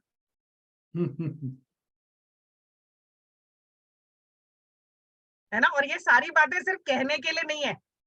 I actually wanted to make sure कि मैं इनमें से एक भी भूल ना जाऊं बोलते हुए. That is why they are written here, because it normally happens. That is actually the difference between speaking and writing. इसीलिए मैं बार बार एम्फसाइज कर रही हूँ कि लिखकर पढ़ना होता है, रीडिंग नहीं करनी होती है. Don't read. Ma'am, there is a question here. Yes. It says कि अगर मेरा स्कोर 60 to 80 के बीच में है, इस टाइम पर इम्प्रूव कैसे मुझे करना चाहिए?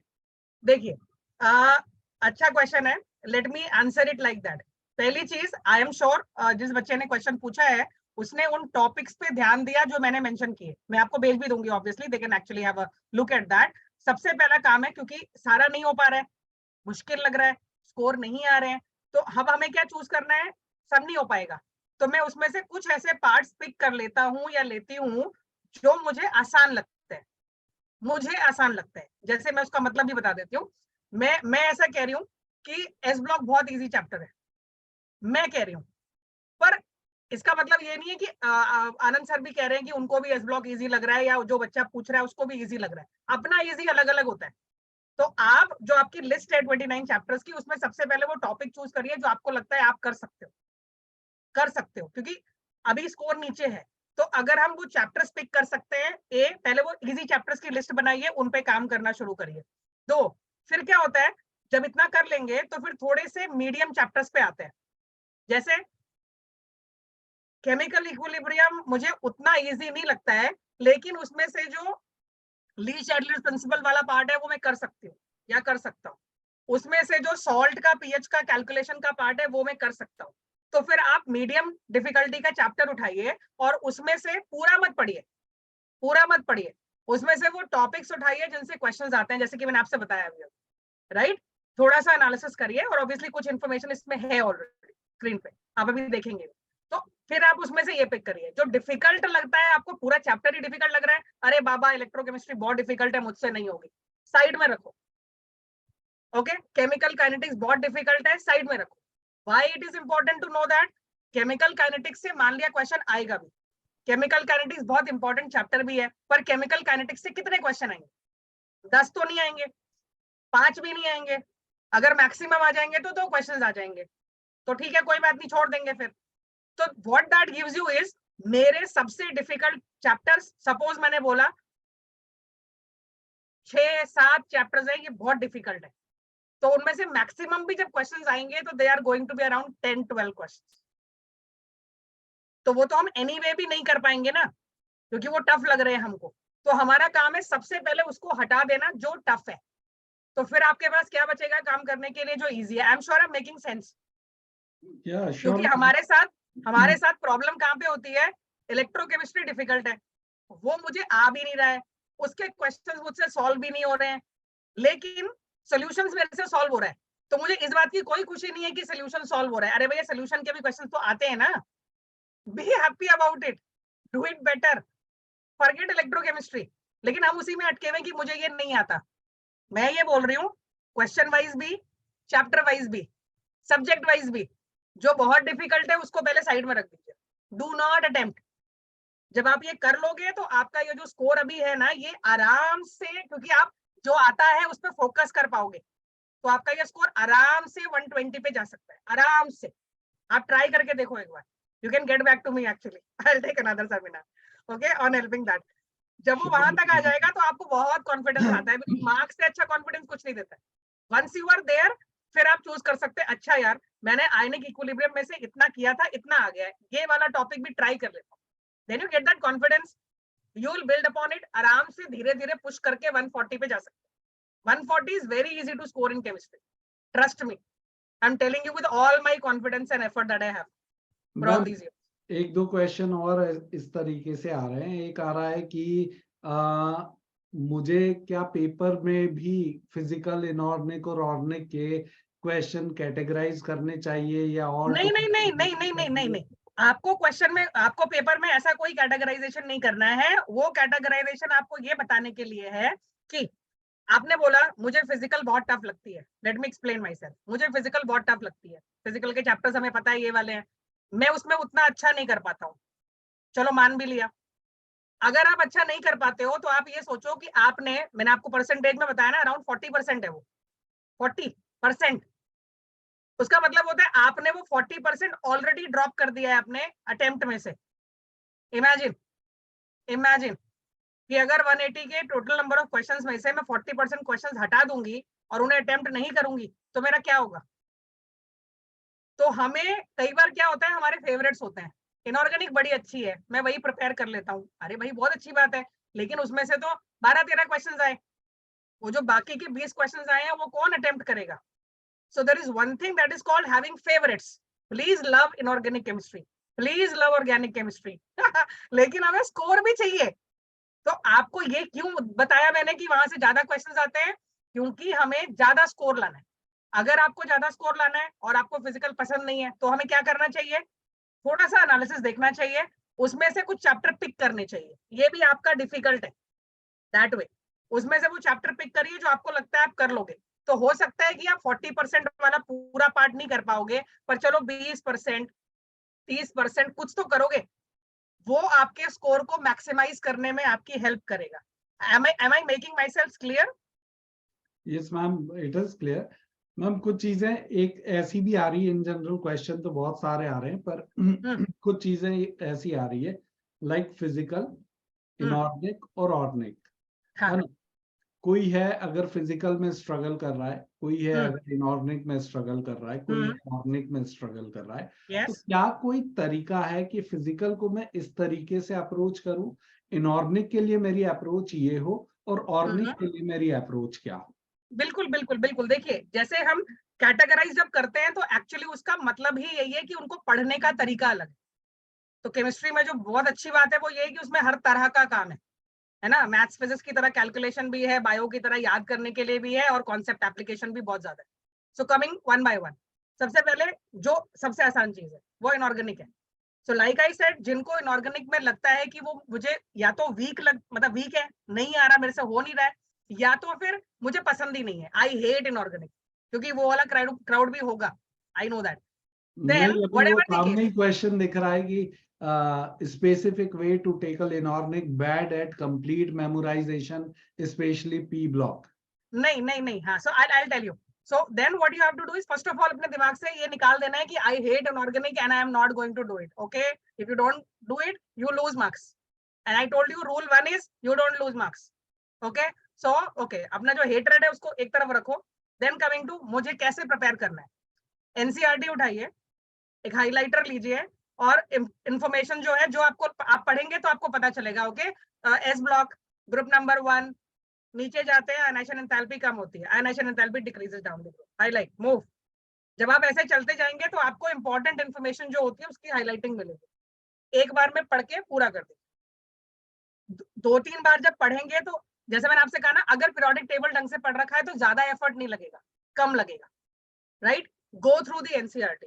एक बार करो, 2 बार करो, बीच बीच में करते रहो, अपना ऑर्गेनिक पढ़ते रहो, फिजिकल पढ़ते रहो, come back to it, revise. Then उसी पेपर में जहां पे आप काम कर रहे हो, जो भी आपको लगता है ये भूल जाता हूं, ये इंपॉर्टेंट इन्फॉर्मेशन है, उसको हाईलाइट करके लिख दो अलग से. Then once you are done with that, previous year के क्वेश्चंस देखो, प्रीवियस ईयर के क्वेश्चंस देखो, जेई के देखो, नीट के देखो, और जो एनसीईआरटी के पीछे क्वेश्चंस दिए उनको देखो. If you are able to attempt most of the questions, I repeat, सारे नहीं होंगे, सारे नहीं होंगे, most of the questions, 70 to 80%, then you are going in the right direction. और बहुत ज्यादा रिपीटेटिव क्वेश्चंस आते हैं इनऑर्गेनिक के. अभी बहुत ज्यादा टाइम नहीं है, वरना मैं आपको दिखाती. हर 2-3 साल में वो क्वेश्चन ऐसे वैसे घूम घूम के वापस आते हैं. So that is why I want you to go that way. That is for inorganic. That is for inorganic. It works. 2, coming down to organic. Organic में एनसीईआरटी पढ़नी चाहिए, ए, क्योंकि उससे आपका बेसिक क्लियर होता है. इन द सेंस क्या पढ़ना है, let me give an example. Hydrocarbons पढ़ रहे हैं, हर चैप्टर में ऑर्गेनिक में 3 पार्ट्स होते हैं. उसको बनाएंगे कैसे, उसकी केमिकल प्रॉपर्टीज कैसी होती हैं, और उसका मेल्टिंग बॉइलिंग पॉइंट, उसकी सॉल्युबिलिटी कैसी होती है. हर चैप्टर के यही 3 पार्ट है. आपका काम क्या है, जो सॉल्युबिलिटी फिजिकल प्रॉपर्टीज का पार्ट है वो एक्चुअली केमिकल बॉन्डिंग का पार्ट है, वो हम वहां जाके नया नहीं पढ़ते. Let me exemplify. अल्कोहल्स में हाइड्रोजन बॉन्डिंग होती है, उसका बॉइलिंग पॉइंट ज्यादा है. ईथर में हाइड्रोजन बॉन्डिंग नहीं होती है, उसका बॉइलिंग पॉइंट कम है. ये मैं अल्कोहल ईथर फिनॉल में जाके क्यों पढ़ूं, ये मुझे केमिकल बॉन्डिंग में पढ़ाया था. और सारी की सारी फिजिकल प्रॉपर्टी ऐसी ही है और उसमें से क्वेश्चंस आते हैं. ए, सॉर्टेड. बी, जो रिएक्शन वाला पार्ट है जिसमें वो बना रहा है, इसको इससे रिएक्शन करवाएंगे, ये बन जाएगा, उसको आपको इक्वेशन वाइज याद करना है. Equation, forget the English, forget the English. Benzene ring plus chlorine, arrow, UV light, benzene hexachloride, forget everything else. That's what you have to know. उसके बाद जितनी भी अंग्रेजी हिंदी होती है वो हम आराम से एडजस्ट कर सकते हैं, हम लोग बहुत अच्छा करते हैं. That's for organic.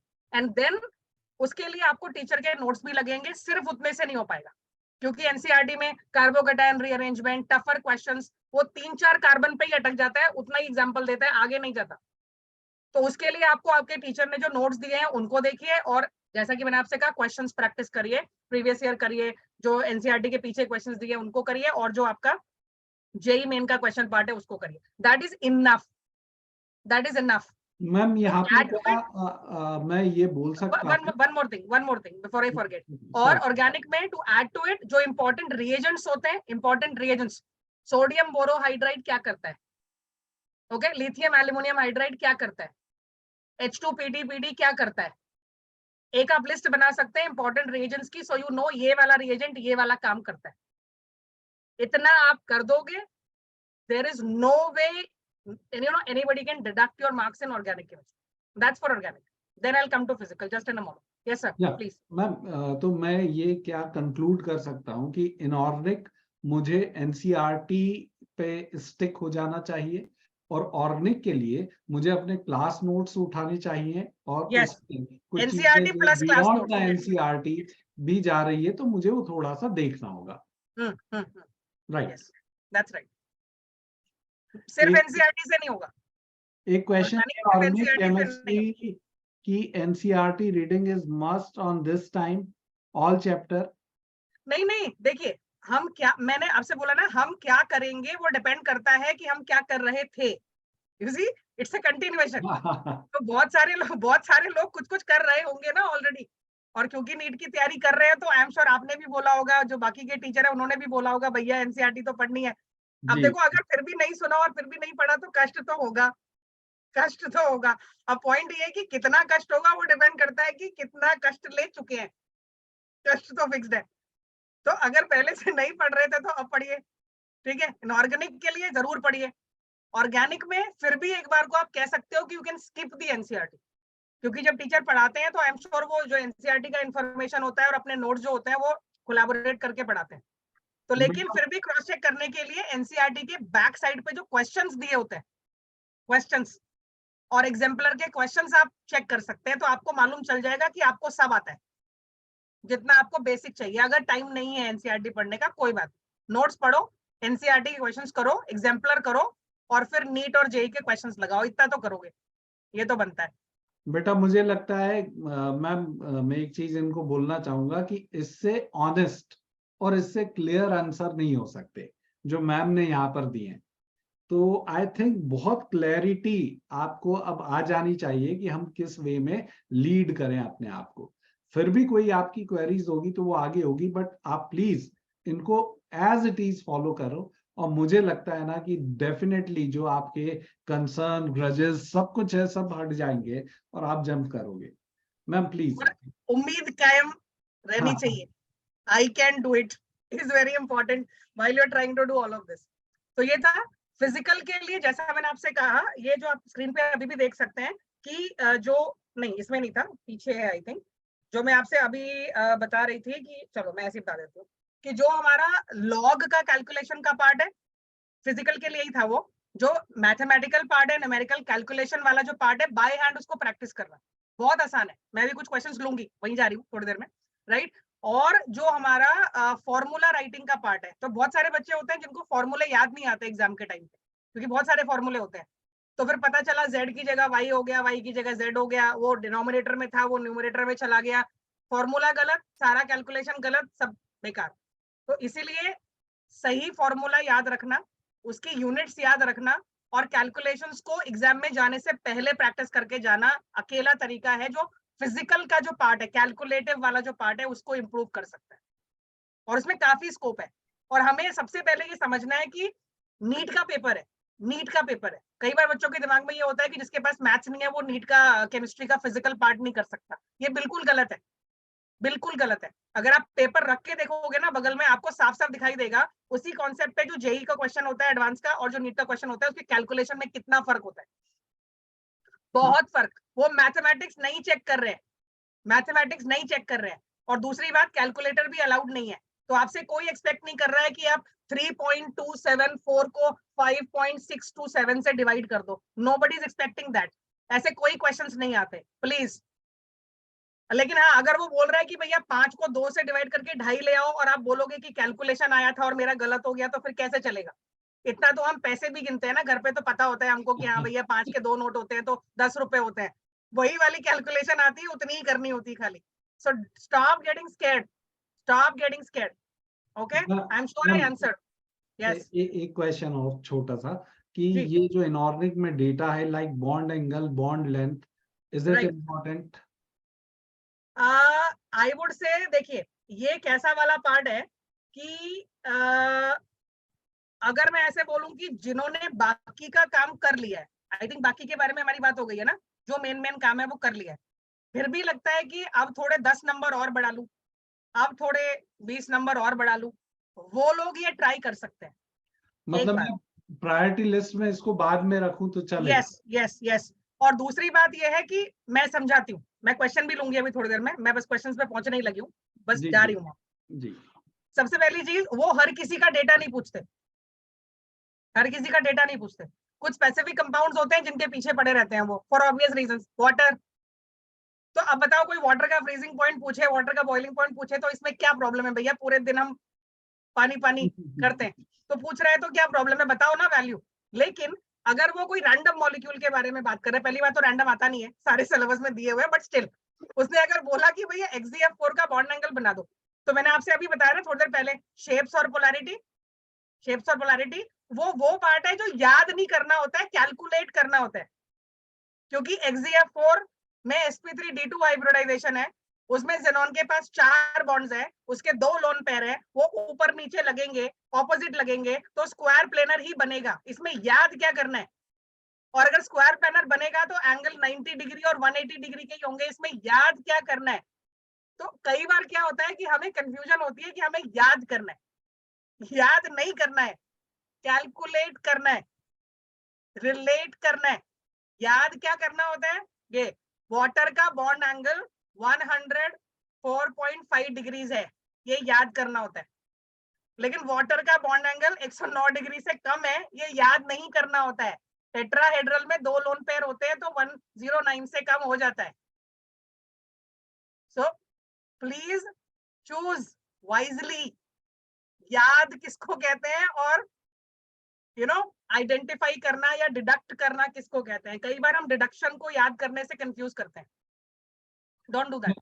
मैम यहाँ पर 2 छोटे से क्वेश्चन और हैं। एक Yes, है sir. फिजिकल केमिस्ट्री में एनसीईआरटी में जो टेबल दिए हैं उनके हम्म, डेटा याद करना है क्या?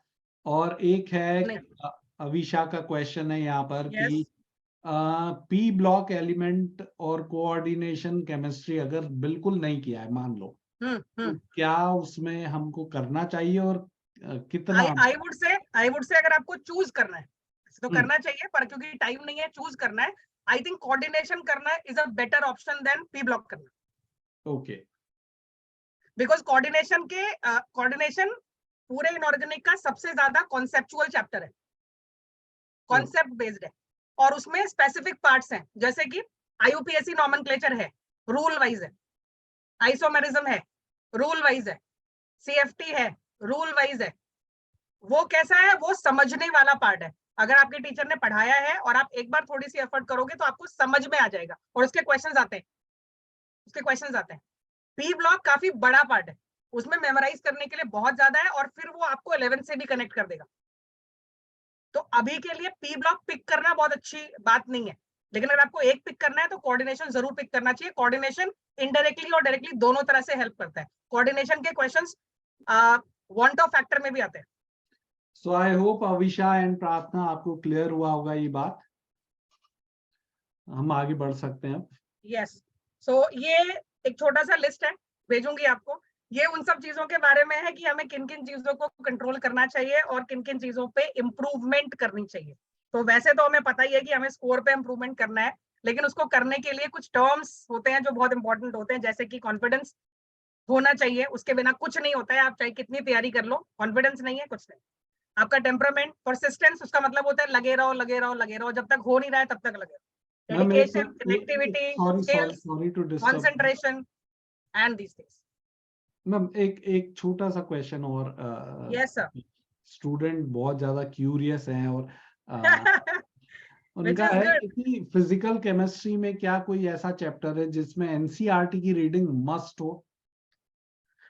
देखिए, मैं अगेन इसको इस तरीके से फ्रेम करूंगी कि अगर आप एनसीईआरटी का रीडिंग कर लो, किसी के लिए भी, चाहे ऑर्गेनिक के लिए, चाहे इनऑर्गेनिक के लिए, या फिजिकल के लिए, तो आपका बेस रेडी हो जाता है। बेस रेडी हो जाता है। जैसे मीनिंग बताती हूँ। सपोज इलेक्ट्रोकेमिस्ट्री है, काफी बड़ा पार्ट है, 3 पोर्शंस में डिवाइडेड है। उसका एक पोर्शन है इलेक्ट्रोकेमिकल सेल्स। आप जब उसको पढ़ना शुरू करोगे तो वो सेल्स का बेसिक बताता है आपको, नॉन इक्वेशन का फॉर्मूला बताता है, राइट, और उसमें क्या क्या डिटेल्स SRP SOP यूज होती है वो बताता है। अब जब आपने ये पढ़ लिया है तो आपको उसका फंडामेंटल पता है, आपको फॉर्मूले पता है, आपको यूनिट्स पता है, आप प्रॉब्लम सॉल्विंग के लिए बिल्कुल तैयार हो। उसके बाद आपको जो भी करना पड़ेगा वो ये है कि क्वेश्चन की वैल्यू वाइज या क्वेश्चन के कंफ्यूजन रेट वाइज आप क्वेश्चन कर पाओगे कि नहीं, पर आपको उसके अलावा कुछ नहीं पढ़ना है। नॉन इक्वेशन में नॉन इक्वेशन ही है, जो टीचर बिना एनसीईआरटी छुए पढ़ाएगा वो भी वही नॉन इक्वेशन पढ़ाता है, और जो एनसीईआरटी में लिखी है वो भी वही है। That is a self preparation that we do. So if you have time you should, but like I said, time नहीं है, फिर भी फिजिकल केमिस्ट्री के लिए प्रिपेयर करना है, please stick to notes, please stick to notes. वो तो रिवाइज करोगे ना, वो तो रिवाइज करोगे। उसके बाद एनसीईआरटी के पीछे जो क्वेश्चंस दिए हैं वो जरूर ट्राई कर लेना। हमने एक्चुअली अप्रिशिएट नहीं किया होगा, एनसीईआरटी में मेजरली जो क्वेश्चंस पीछे दिए हुए हैं केमिस्ट्री में वो प्रीवियस ईयर के क्वेश्चंस हैं, उसमें से मल्टीपल क्वेश्चंस जेई के क्वेश्चंस हैं जो पुराने सालों में आए हुए हैं, पर हमको लगता है अरे ये क्या एनसीईआरटी है, क्या बताएगा ये हमको और क्या ही करवाएगा, ऐसा है नहीं। और खास तौर पे अगर फिजिकल के क्वेश्चंस देखोगे बहुत अच्छे लेवल के सब्जेक्टिव क्वेश्चंस दिए हैं। So now that I spoke the word, I just add objective question से आपकी स्पीड पता चलती है। आपको कॉन्सेप्ट चेक करना है, objective doesn't help, subjective does. तो अगर आपको चेक करना है आपका कॉन्सेप्ट ठीक है कि नहीं है, इलेक्ट्रोकेमिस्ट्री में पीछे जो नॉन इक्वेशन में कैलकुलेट करने के लिए कह रहा है ई नॉट का वैल्यू वो निकालो, वो जो ईएमएफ निकालने के बारे में बात कर रहा है जिसका आंसर लिख नहीं रहा है वो निकालो, फिर चेक करो जाके कि पीछे इसका आंसर क्या था, देन यू विल सी कि आपको आता है कि नहीं आता है। अक्कड़ बक्कड़ तो सबको ही करना आता है ना, ABCD लिखा है, हाँ ये वाला ज्यादा अच्छा लग रहा है वो वाला ज्यादा अच्छा नहीं लग रहा है, वो तो फिर क्या मतलब है। So that's how it is. Ma'am ये पी ब्लॉक ने बहुत डरा रखा है स्टूडेंट नहीं मैं पर्सनली बता रही हूँ आपको कि पी ब्लॉक बहुत यूजफुल चैप्टर है, उससे बहुत क्वेश्चंस आते हैं, लेकिन मैंने आपसे क्या कहा कि पी ब्लॉक पढ़ने का एक सिस्टमैटिक्स है, उसके लिए पेशेंस चाहिए, फ्लो चाहिए। तो जिसने पहले से बाकी चीजें पढ़ रखी है, मैंने आपसे कहा ना कष्ट कांस्टेंट है जिसने बाकी चीजें पहले से पढ़ रखी है उसको पी ब्लॉक जरूर पढ़ना चाहिए, उसमें से क्वेश्चंस आते ही हैं, आएंगे ही, 2 से 3 क्वेश्चन आते हैं, हर बार आते हैं। And there is, ma'am, there is a question after completion of all the topics from chemistry NCERT plus question practice. Then at the last time before exam, how to revise again? बेटा हाँ, ये good, तो तो ये good, इसका answer मैंने थोड़ी देर पहले दिया था, फिर से बताती हूँ। मैंने कहा जब भी आप कोई चैप्टर पढ़ रहे हैं, राइट, तो आपको हमेशा कुछ ऐसे पॉइंट्स होते हैं जो आप भूल जाते हो। यूनिट लिखना भूल जाऊंगा, एन डिनोमिनेटर में था या न्यूमरेटर में था भूल जाऊंगा, भूल जाऊंगी, you know that, okay, everybody knows that कि मैं क्या भूल जाऊंगा। हेडिंग लगाओ इलेक्ट्रोकेमिस्ट्री, उसमें वो 4 पॉइंटर्स लिखो जो भूल जाएंगे, जो भूल जाते हैं, वो हमें अभी भी पता है कि क्या भूल जाते हैं, उसको लिखो। ऐसे 29 चैप्टर्स हैं, 29 नोट्स बना दो जिसमें 2-3 लाइनें ही लिखी होनी चाहिए, यही मैं भूल ही जाऊंगा, भूल ही जाऊंगी। When you go for the last leg of your revision, trust me किसी के बस की नहीं है कि वो बुक उठा ले, नोट्स उठा ले, उसमें से रिवाइज कर ले, कुछ नहीं होता है। और उनको पढ़ के चक्कर और आते हैं कि अरे बाबा इतनी सारी इंफॉर्मेशन है, मैं करूंगा क्या। लास्ट टाइम पे तो बिल्कुल नहीं पढ़ना चाहिए, राइट। अगर कल एग्जाम है तो रात को शांति से सो जाना चाहिए, प्लीज डोंट, है ना, आज रात को ही मैं सारा याद कर लूंगा, कल ही मेरा पेपर है, प्लीज डोंट डू दैट।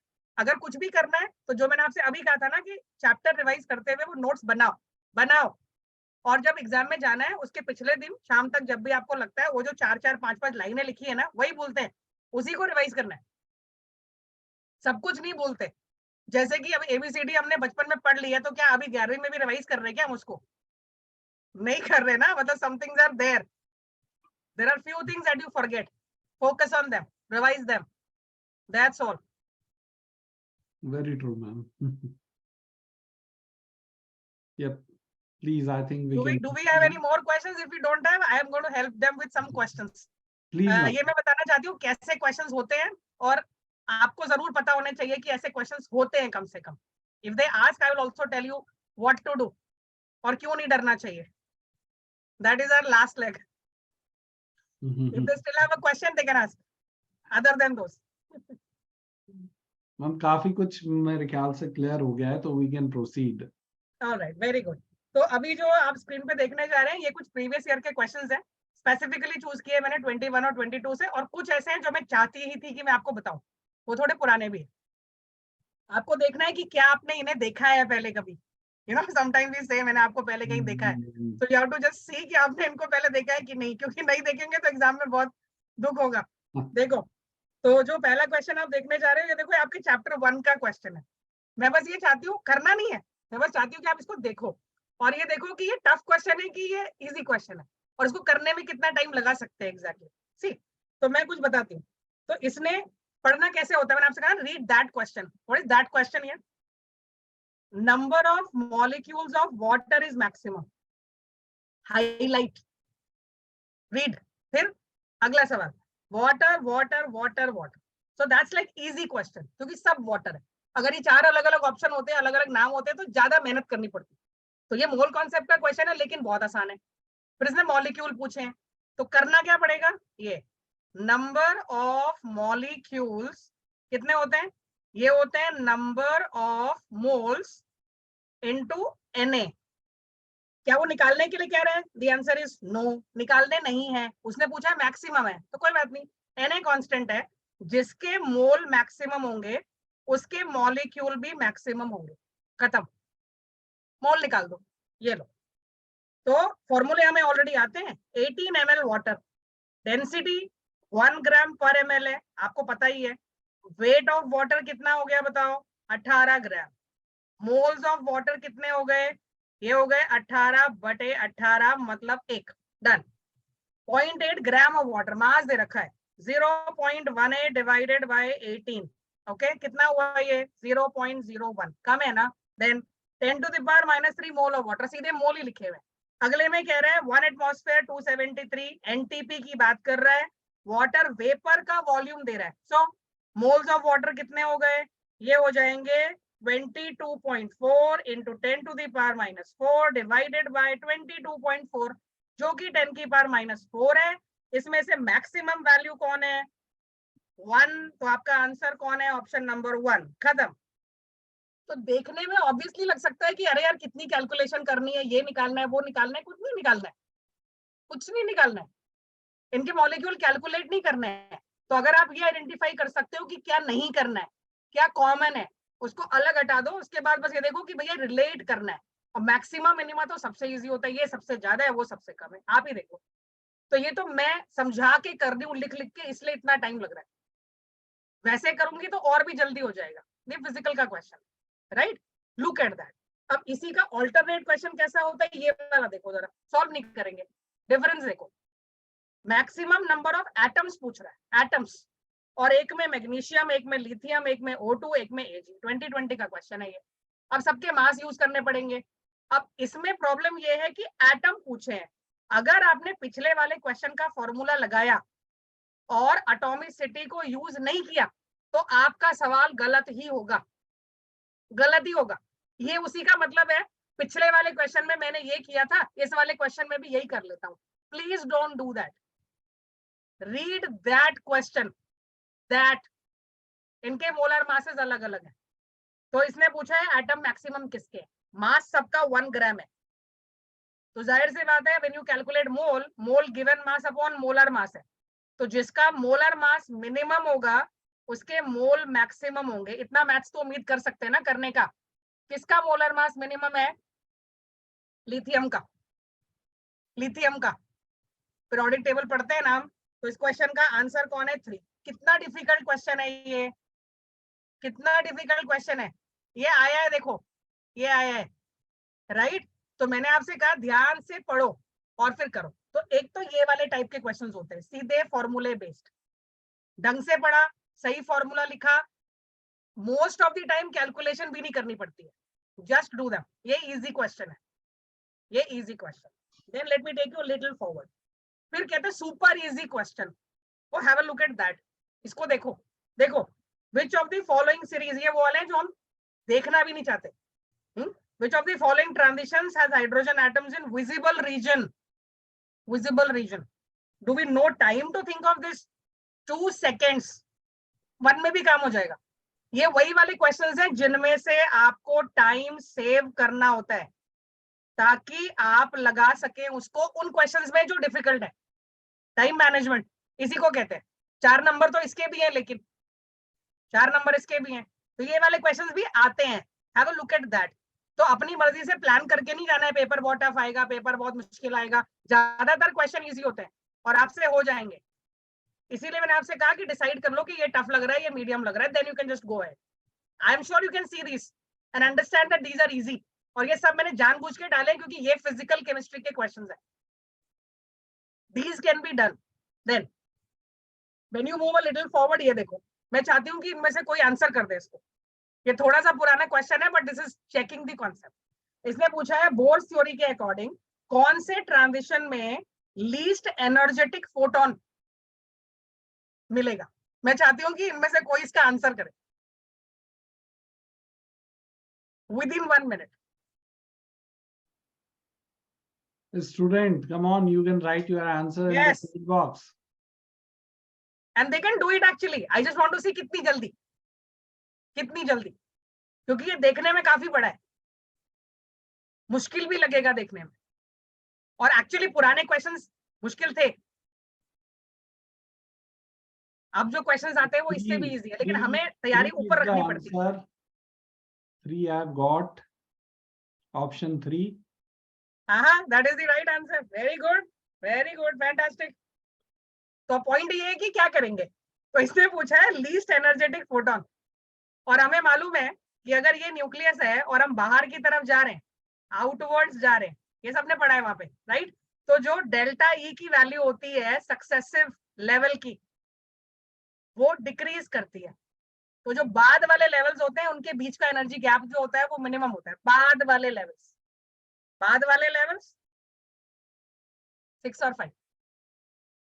तो इसको करने के लिए इतनी एफर्ट लगेगी, और वैसे इसको करने को जो एफर्ट लगेगी वो ये है, delta E is equal to R H into C into Z square into ये into C 1/n1 square 1/n2 square. बाप रे, फॉर्मूला ही लिख रहे अगर, तो मतलब दैट्स द मीनिंग ऑफ ये डिफिकल्ट क्वेश्चन नहीं है। देखिए आपके बच्चे ने अटेम्प्ट किया है, this is exactly what I wanted them to know. देन इसके अलावा कौन से तरह के क्वेश्चंस आते हैं, ये देखिए, let me take you a little forward. ये देखो पीएच कैलकुलेशन का question, look at that. PH calculation के क्वेश्चंस नॉर्मली माने जाते हैं कि टफ होते हैं, ये 2022 का ही है, रिसेंट क्वेश्चन। जरा देखो pH of a solution containing 50 ml each of 0.1 m sodium acetate, 0.01 m acetic acid। तो क्या हमें दिख रहा है कि वीक एसिड दिया हुआ है और सॉल्ट ऑफ वीक एसिड दिया हुआ है साथ में? इसका मतलब होता है कि ये एसिडिक बफर है। See the speed, acidic buffer का pH formula pKa plus log of salt upon acid concentration है। सो इसने pKa की वैल्यू दी है, ये 4.57 है, प्लस लॉग ऑफ सॉल्ट का कॉन्सेंट्रेशन है 0.1, so log of 0.1 divided by 0.01। Can we solve this? Check. 4.57 plus ये कितना है, log 10 की वैल्यू 1 होती है, राइट? log 10 की वैल्यू 1 है, 5.57 है। अब खुद ही देख लो, यू चेक। तो you can say कि ये tough question है, you can say very difficult है, but this is not a difficult question, it is easy. This is the meaning of, अगर आपने अभी तक pH calculation pick up नहीं किया है, so these questions should motivate you to take up that part and do that, because it can be done like this. It's easy. और ये सारी क्वेश्चंस पे मेहनत करने का मेरा पर्पस आपको ये बताना है कि फिजिकल केमिस्ट्री स्कोरिंग है। अगली चीज जो हमें आनी चाहिए वो क्या है? किसी को ऐसा लगता है कि चलो ये अलग अलग तरह का सवाल, और कैसे सवालों पे मेहनत करनी चाहिए? ग्राफ्स पे क्वेश्चंस आते हैं, and you would see lot of students would actually not prefer to attempt them. Graph नहीं पढ़ेंगे। जरा इस ग्राफ को देखिए, मैं चाहती हूँ कि ये आंसर करें इसको। तो इसको आंसर करने के 2 तरीके हो सकते हैं। क्योंकि ये रिसेंट क्वेश्चन है तो किसी ने देखा भी हो सकता है। दूसरा है कि मैं चाहती हूँ अच्छा नहीं देखा, डेटा पढ़ के बता दो, and tell me this is an easy question or a tough question. Let's take a minute on this. तो मैं चाहती हूँ जब घर जाएं तो आपको बहुत अच्छी नींद आए ये सोच के कि अरे वाह ये तो बहुत आसान था, ये तो हम पहले ही कर लेते, और कल से ही शुरू हो जाए। Anybody read the question? देखा है तो भी बता दो, और नहीं देखा है तो भी बता दो। ग्राफ पे बहुत इजी क्वेश्चंस आते हैं, ओके, और बहुत क्वेश्चंस आते हैं बिकॉज बच्चे डरते हैं ग्राफ से। So 1, 3, most of them saying 3. Okay, good, very nice. अब इसमें काम की बात यह है कि इसने क्या कहा था जो हमें पढ़ना था। बहुत अच्छा, जिनका आंसर 3 है। इसने बोला है एंथैल्पी ऑफ रिएक्शन इज -4.2। इसमें सिर्फ यही पढ़ना है, सिर्फ यही। तो -0.42 का मतलब है ये एक्सोथर्मिक रिएक्शन है, और उसका मतलब होता है प्रोडक्ट की एनर्जी रिएक्टेंट की एनर्जी से कम है। प्रोडक्ट की एनर्जी रिएक्टेंट की एनर्जी से कम है। Anand sir, I think you can also find the answer. Yeah, yes, ma'am. Definitely. So ऐसा हो सकता है कि अगर आप इसको बाहर से देखोगे या बच्चा इसको बाहर से देखेगा, उसको लगेगा अरे बाबा क्या 4 ग्राफ बना रखे हैं, इनको पढ़ो, इनको आंसर करो। I want you to know कि ऐसा नहीं है, ऐसा नहीं है। इतनी सिंपल सिंपल चीजें पूछते हैं ग्राफ में, जितना बड़ा क्वेश्चन दिखाई देगा ना उतना सिंपल होगा, उतना simple. So what is not to be done is to be scared.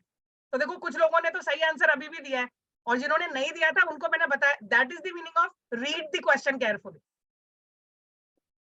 जैसे ही आपको स्ट्राइक करेगा कि एक्सोथर्मिक है, you would know the graph. आपको फिर तीनों को चेक नहीं करना पड़ेगा, आप अपना ही ग्राफ मार्क कर लोगे 3 ही है ये, बाकी छोड़ो छोड़ो, वो तो हो ही नहीं सकते, क्योंकि पहले वाले में प्रोडक्ट ऊपर है, दूसरे वाले में भी प्रोडक्ट ऊपर है, और चौथे वाले में दोनों बराबर बराबर है, नॉट अलाउड। देन क्योंकि ऑर्गेनिक के बारे में भी काफी बात हुई है, तो मैं ऑर्गेनिक के बारे में कुछ बताती हूँ आपको। लेट मी सी। ऑर्गेनिक का ही एक था, आइसोमेरिज्म को कैसे हैंडल करें। अच्छा ओके, सो देखिए आइसोमेरिज्म में मैं 2 मिनट लेके ब्रीफ में समझा देती हूँ कि कैसे उसको सॉर्ट कर सकते हैं। ठीक है, आइसोमेरिज्म में सबसे पहले हमें एक चार्ट बनाना चाहिए जिसमें टाइप ऑफ आइसोमेरिज्म लिखा रहता है। जैसे isomerism structural stereo, okay, structural के टाइप्स, स्टीरियो के कॉन्फॉर्मेशनल, कॉन्फ़िगरेशनल, और फिर कॉन्फ़िगरेशनल के टाइप्स। और हर टाइप का क्लैरिटी हमें पता होना चाहिए। मतलब बताती हूँ, चेन आइसोमेरिज्म और पोजीशन में डिफरेंस क्या है ये हमको पता होना चाहिए। वो डेफिनेशन तो पूछेगा नहीं ऑब्वियसली, डिफरेंस, राइट। तो मेरे को कैसे सवाल आते हैं, 2 तरह के सवाल आते हैं क्वेश्चंस में। एक फॉर्मूला आपको दिया और पूछा कितने आइसोमर बनेंगे, कितने आइसोमर बनेंगे, एक तरह का सवाल। दूसरे तरह के क्वेश्चंस आते हैं कौन से टाइप का आइसोमेरिज्म पॉसिबल है, ये 2 कंपाउंड जो आपको दिए हुए हैं। और कभी कभी थोड़ा और घुमा के पूछ लेगा कितने टाइप के आइसोमेरिज्म पॉसिबल है। व्हाई इज आइसोमेरिज्म इंपॉर्टेंट, क्योंकि मैंने ये दोनों में लिखा था, इनऑर्गेनिक में भी सॉरी कोऑर्डिनेशन में, और इसमें भी ऑर्गेनिक में भी बहुत इंपॉर्टेंट। आपको सिर्फ ये करना है, आपको हर आइसोमेरिज्म का क्राइटेरिया पता होना चाहिए, क्राइटेरिया, फुल स्टॉप। मैं एक छोटा सा सवाल लेती हूँ, ये सवाल पिछले ही साल आया था, right. So then you will be able to help. Let me see what they do. एक कंपाउंड दिया हुआ है C4H8O, ये फॉर्मूला है, ये चलो थोड़ा सा चेंज कर दो, नहीं ये नहीं, जस्ट अ मोमेंट, ये मुझे ये बताना है इन लोगों ने, ये जो कंपाउंड मैंने लिखा हुआ है इसमें क्या फंक्शनल ग्रुप प्रेजेंट है। Just telling you what to do. इसी से रिलेटेड क्वेश्चन आया था अभी प्रीवियसली। कौन सा फंक्शनल ग्रुप प्रेजेंट है इसमें? कौन सा functional group? Ketone is one answer, metamer some is writing, ether. Okay, तो मैंने पूछा था कि इसमें फंक्शनल ग्रुप कौन सा प्रेजेंट है। तो आइसोमेरिज्म आप नहीं कर पाओगे अगर आप ये नहीं कर सकते। तो ये क्या है, ये है एक्चुअली CnH2n+2O, और ये फॉर्मूला होता है अल्कोहल्स का, और ये फॉर्मूला होता है ईथर्स का। It is alcohol. Yes, is तो there ये यस, and तो ये दो है, इसमें अल्कोहल भी बनेगा और ईथर भी बनेगा। तो एक तो ये पता होना चाहिए, ये हमको पता ही होना चाहिए, जनरल चित्रा। फॉर्मूले we have to know to attempt the question. दूसरी बात, अब उसने पूछा चलो बता दो नंबर ऑफ आइसोमर कितने बनेंगे। ठीक है, तो अल्कोहल 4 कार्बन है, 1 2 3 4, 1 2 3 4। तो मैं बता रही हूँ कि हमें लगेगा बड़ा टाइम लगने वाला है, कुछ नहीं लगता है। फिर कार्बन 4 है तो ब्रांच भी बन सकती है, कोने पे भी OH लगा सकते हैं और बीच में भी OH लगा सकते हैं। खत्म, कितने हुए? 4 4, और कुछ नहीं बना सकते। ईथर की बात करते हैं, ईथर में COC लिंकेज होता है, CCOCC, COCCC, COCCC ब्रांच, 3, 4 + 3 7। अब बताओ टफ है ये? नंबर ऑफ आइसोमर्स बनाए मैंने, नहीं। So you have to know ये कौन सा फंक्शनल ग्रुप हो सकता है, और आपको ये पता होना चाहिए भैया, बेसिक मैथ्स तो चाहिए ना। 4 कार्बन है तो कितने तरीके से जोड़ सकते हैं। अगर 4 कार्बन की चेन बनाई है तो उसमें OH कहाँ कहाँ लग सकता है भैया, या तो किनारे वाले कार्बन पे लगाएंगे या तो सेकंड वाले कार्बन पे लगाएंगे, इधर तो लगा नहीं सकते, फिर से 2 हो जाएगा वो। So you know the IUPAC, you do it.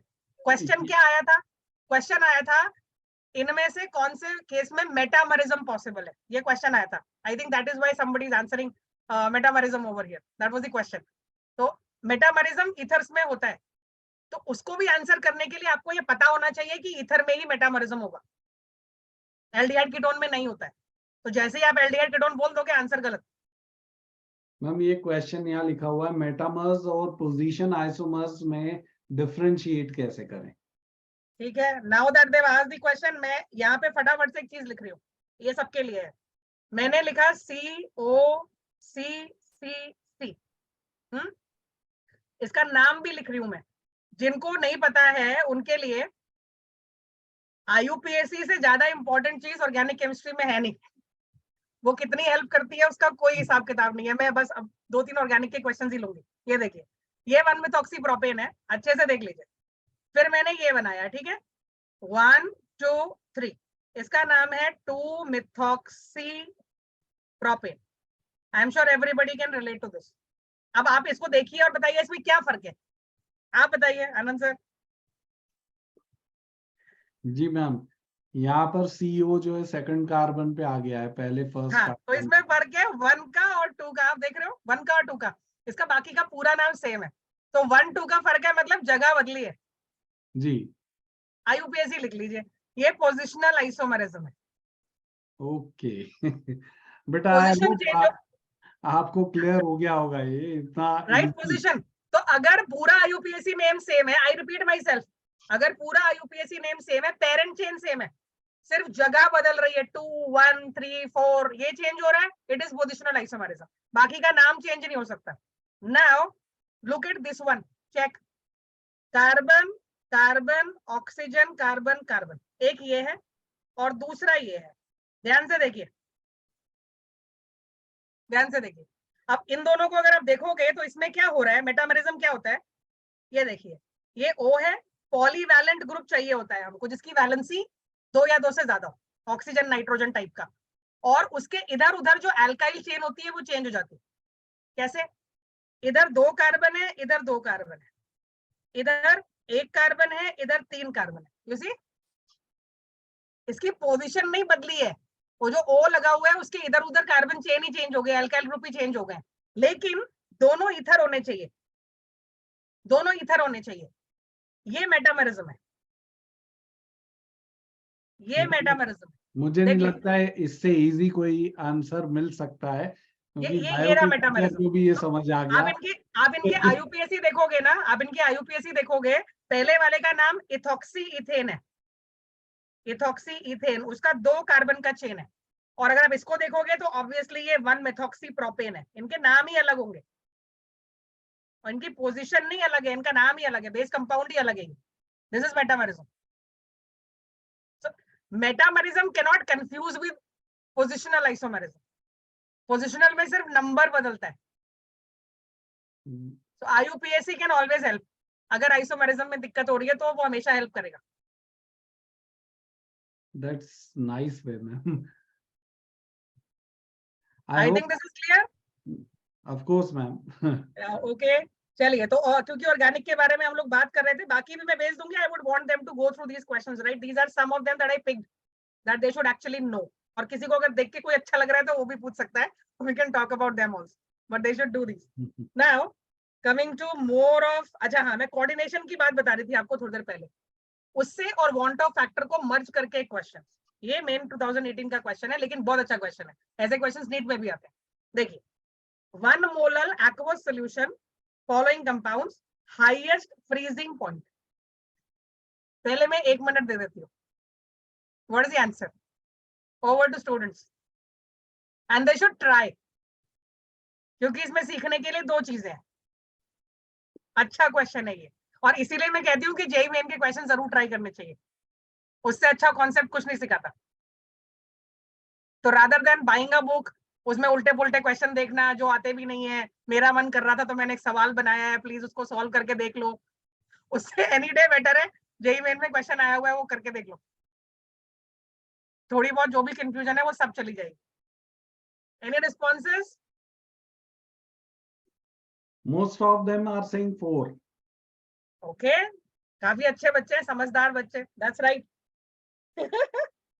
Okay, and see, ये काफी बड़ा है देखने में अगेन, पर ये टफ नहीं है, टफ नहीं है। इसमें पूछा है हाईएस्ट फ्रीजिंग पॉइंट, तो इसमें 2 बातें थी, एक तो ऑब्वियसली वांट ऑफ फैक्टर है और दूसरा कोऑर्डिनेशन है। 4 पार्टिकल्स बनेंगे, 3 पार्टिकल्स बनेंगे, 2 पार्टिकल्स बनेंगे और 1 पार्टिकल बनेगा। पानी में डालने के बाद, कॉम्प्लेक्सेस, राइट।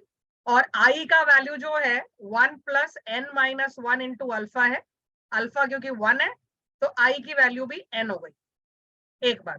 फिर इसने पूछा है फ्रीजिंग पॉइंट, तो आई मैक्सिमम होगा तो डेल्टा टीएफ की वैल्यू होती है आई के एफ एम। जो लोग नहीं कर पाए, इसमें कितना लिखना था वो बता रही हूं मैं। तो ये पहली बात हुई, आई के एफ एम, के एफ सेम है क्योंकि पानी है, सॉल्वेंट पे ही डिपेंड करता है सिर्फ, एम की वैल्यू सेम है क्योंकि उसने 1 मोलर लिखा हुआ है, तो बचे डेल्टा टीएफ और आई। तो जिसका आई मैक्सिमम है उसका डेल्टा टीएफ भी मैक्सिमम है, मतलब इसका डेल्टा टीएफ मैक्सिमम है। एक बात हो गई डेल्टा टीएफ। तीसरी बात है फ्रीजिंग पॉइंट होता है, फ्रीजिंग पॉइंट ऑफ सोल्यूशन होता है freezing point of solvent minus delta TF, minus delta TF. मतलब तीसरी बात थी जिसका डेल्टा टीएफ मैक्सिमम होगा उसका फ्रीजिंग पॉइंट मिनिमम होगा। मतलब सो पॉइंट वाज जिसका आई सबसे कम है उसका फ्रीजिंग पॉइंट सबसे ज्यादा है। So that's why the answer is 4। इसमें ये आधे पे भी गलत हो सकता है क्वेश्चन एक्चुअली आके, पर उन्होंने किया नहीं है। इसका मतलब होता है देखो कोऑर्डिनेशन भी कर पा रहे हैं और आई भी कर पा रहे हैं, तो ये कर लो आप नीट के क्वेश्चन। मतलब पॉसिबिलिटी ही नहीं है कि सॉल्व नहीं होंगे, पॉसिबिलिटी ही नहीं है।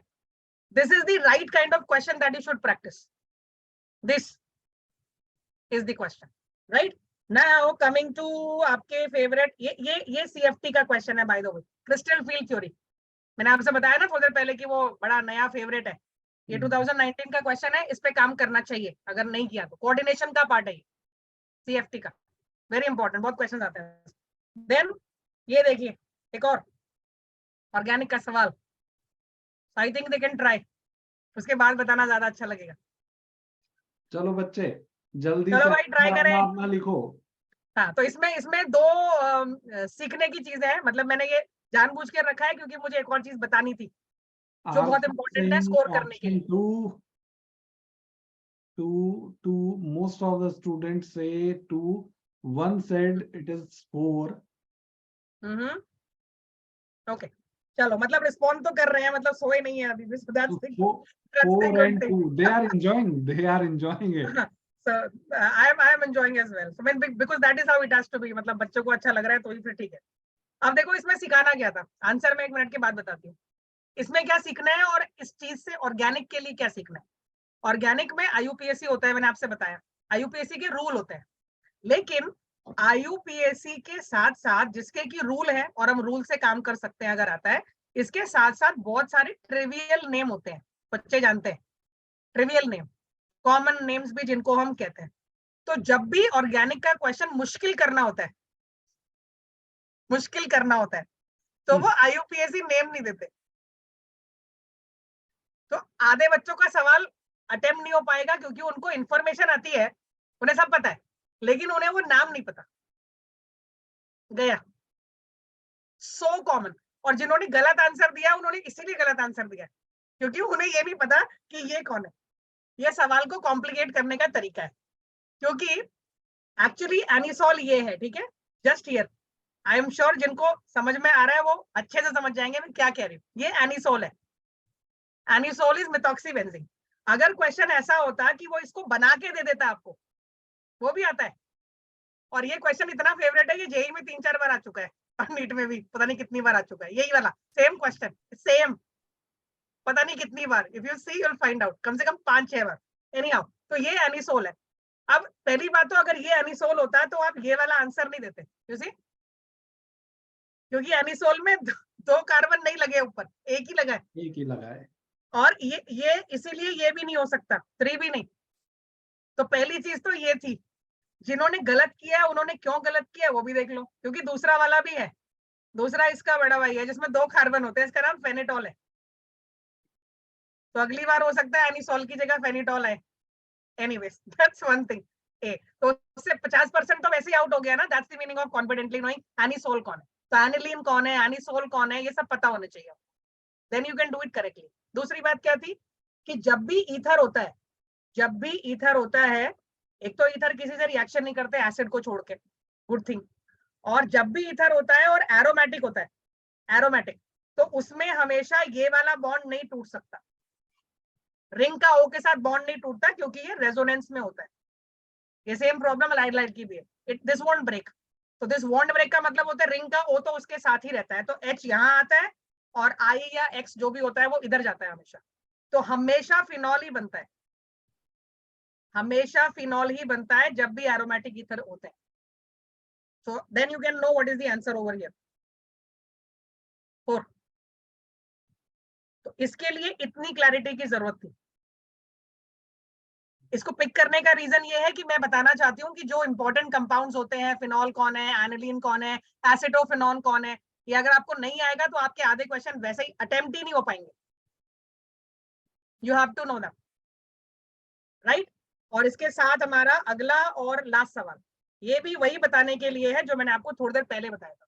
2021 का क्वेश्चन है, काफी बड़ा है, बट मुझे लगता है काफी लोग काफी अच्छी पढ़ाई कर रहे हैं, मैं चाहती हूँ कि वो आंसर करें इसको।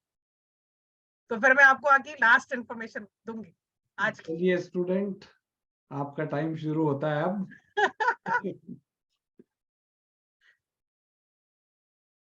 So, see, you have to see that chemistry is a lot fun, okay? There's a lot of fun to it. 4. You have to just strike the right note. Most of the student is writing 1. एक student ने option 4 pick किया है। ठीक है, कोई बात। तो answer जो इसका है वो 1 ही है, which is the good thing. Now coming to मैं क्या सिखाना चाह रही हूँ।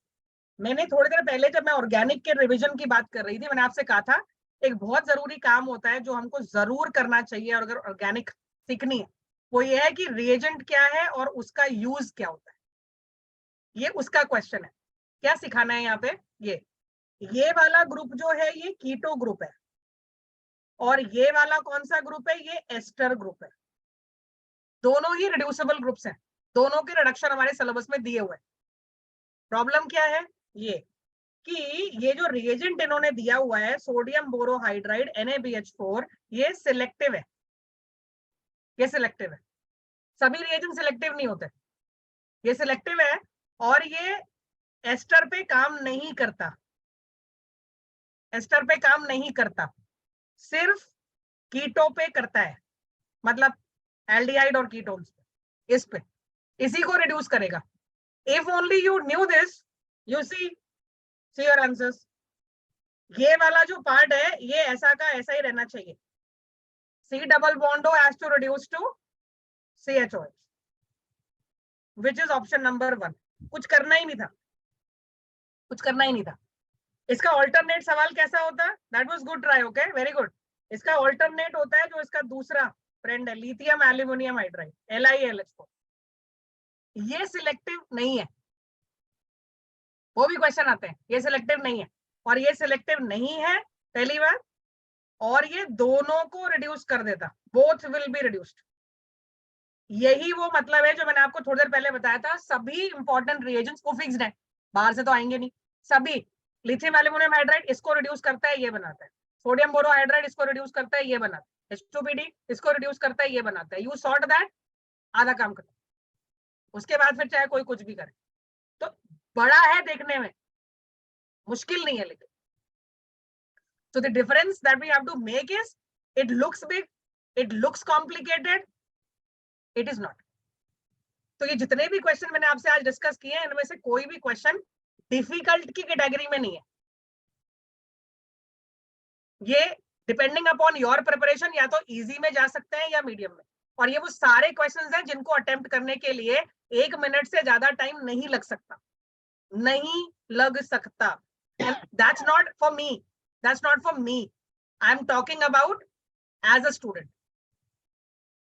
So that's how clear you have to be. Sodium borohydride ये करता है, सोडियम बोरोहाइड्राइड ये नहीं करता है, that is what they check in the exam. You go there and start doing हो गया, done. So I am sure you can see ये, और recent questions मैंने जानबूझ के इसलिए उठाए ताकि आपको पता चले कि कैसे क्वेश्चंस आते हैं। अब आप खुद ही देख लो इनको और खुद ही बता दो ये टफ है क्या, और ये वाली ऑर्गेनिक आप नहीं हैंडल कर सकते क्या एग्जैक्टली। कितने लोग क्लास में अभी आई थिंक एवरीवन कैन।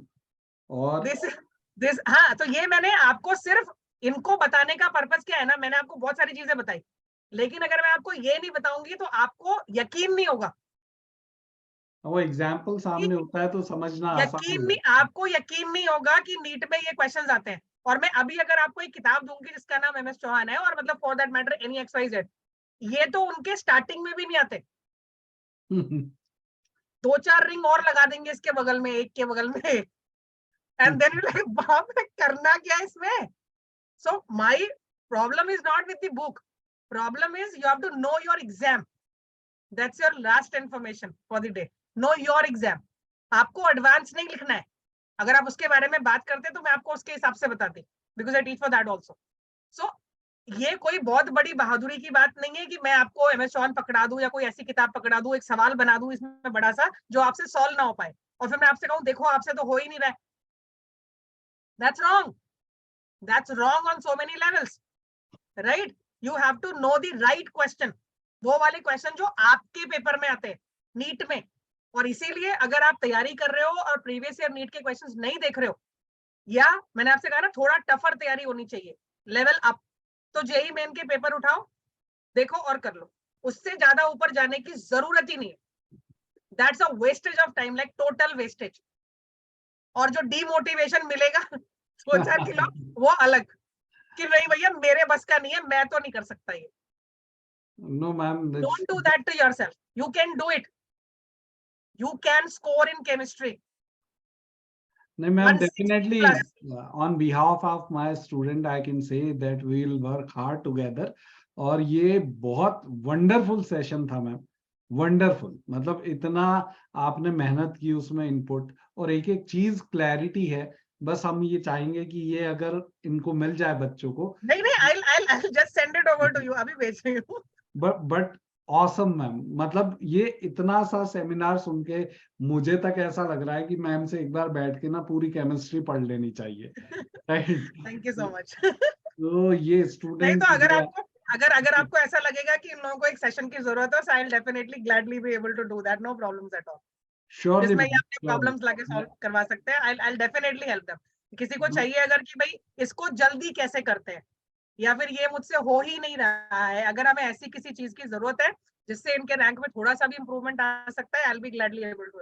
बिल्कुल मैम, आई मैं वुड लव। मतलब इनसे ये कलेक्शन ले लूंगा, और जब भी एज सुन एज पॉसिबल मैं आपको कन्वे करके। तो अगर ये, हाँ, अगर ये मुझे बता पाएंगे स्पेसिफिकली अपने ना कि मुझे इस तरह की प्रॉब्लम है या मुझे इस तरह की प्रॉब्लम है, अगर वो मुझे पहले से बता देंगे, श्योरली तो then we surely. Can keep a session जिसमें आप स्पेसिफिकली हेल्प कर सकते हो कि भाई तुम ये कर लो, because everybody is an individual, right. हर किसी का सीखने का तरीका और उसके डाउट्स और प्रॉब्लम्स जो होते हैं वो अलग अलग है। तो general guidance is a different thing and specific is absolutely different. We can definitely improve surely the score. Surely ma'am, बिल्कुल बिल्कुल। तो डेफिनेटली ये हम करेंगे मैम। और यहाँ एक कमेंट आया है कि seems like she is not ma'am, she is God. ऐसी बातें नहीं करो बाबा।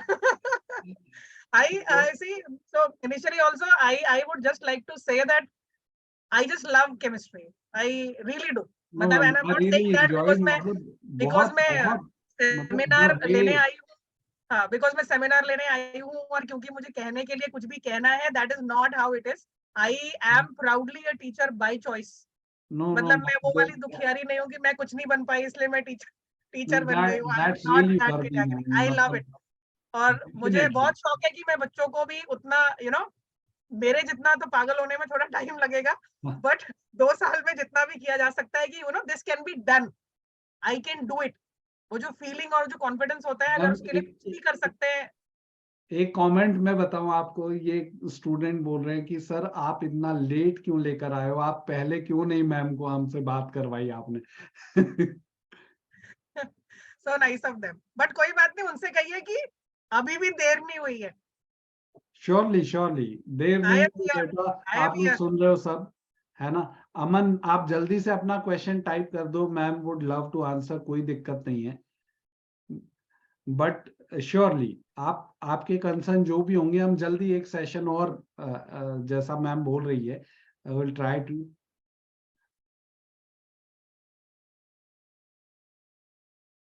Okay.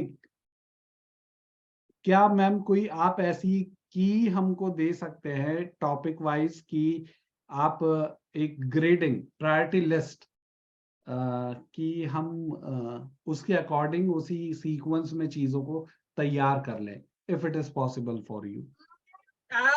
I would say priority list की जरूरत नहीं पड़ेगी. I would only want them to, आपने देखा होगा मैंने जो वो लिस्ट बनाई थी ना टॉपिक्स की, जी चैप्टर जी नहीं टॉपिक्स की लिस्ट, जी they only have to do that. जिनको पिक करना है कि हमें क्या करना है और हमें कैसे स्टार्ट करना है, दैट दे कैन. बेटा मैम वही कह रही है कि ये अभी आ जाएगा हमारे पास. और आपको, हाँ, और जो लोग स्टार्ट करेंगे ना, या जिन लोगों को अभी भी लगता है कि हमें बहुत उम्मीद है कि हम बहुत ज्यादा अच्छा कर पाएंगे या बहुत इंक्रीमेंट का स्कोप अभी भी लगता है, पढ़ना अगर शुरू करना है या ऐसा देखना है कि किस सीक्वेंस में जाना चाहिए, जो एनसीईआरटी का सीक्वेंस है ना वो पिक करना है, रैंडम नहीं करना है. Am I able to explain myself? मतलब अगर आपको तैयारी करनी है तो आप जैसे एनसीईआरटी का पहला चैप्टर मोल कॉन्सेप्ट है, फिर स्ट्रक्चर ऑफ एटम है, फिर पीरियोडिक टेबल है, आप उसी सीक्वेंस में वो पिक कर लो जो मैंने आपको करने के लिए कहा है.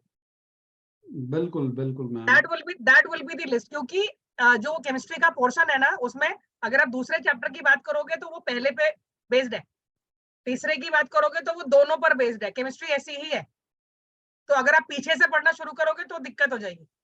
No ma'am for sure. मतलब मैं अपने स्टूडेंट के बिहाफ पे ये प्रॉमिस कर रहा हूँ कि हम आज जहां भी स्टैंड कर रहे हैं हम इससे ऊपर जंप करके आपको बताएंगे. नहीं, I'm sure they will do. They're already doing so good. बहुत सारे क्वेश्चंस के आंसर्स भी उन्होंने दिए, एंड आई एम श्योर कई बार क्या होता है पहली बार मुझसे बात कर रहे हैं तो आंसर आता भी है तब भी हिचक मैम लगती रहती है कि मैं बताऊं या नहीं बताऊं. एक आई एम श्योर छोटा they will do very very well. Question आया कि हाइड्रोजन वाले चैप्टर में क्या करें, उसमें बेयरली क्वेश्चन आते हैं, उसमें तीनों आइसोमर का डेटा. उसमें okay fine, now that you asked the question, उसमें दो तीन चीजें बता देती हूँ. उतना आप कर लोगे तो दैट इज मोर लाइक बहुत है ना.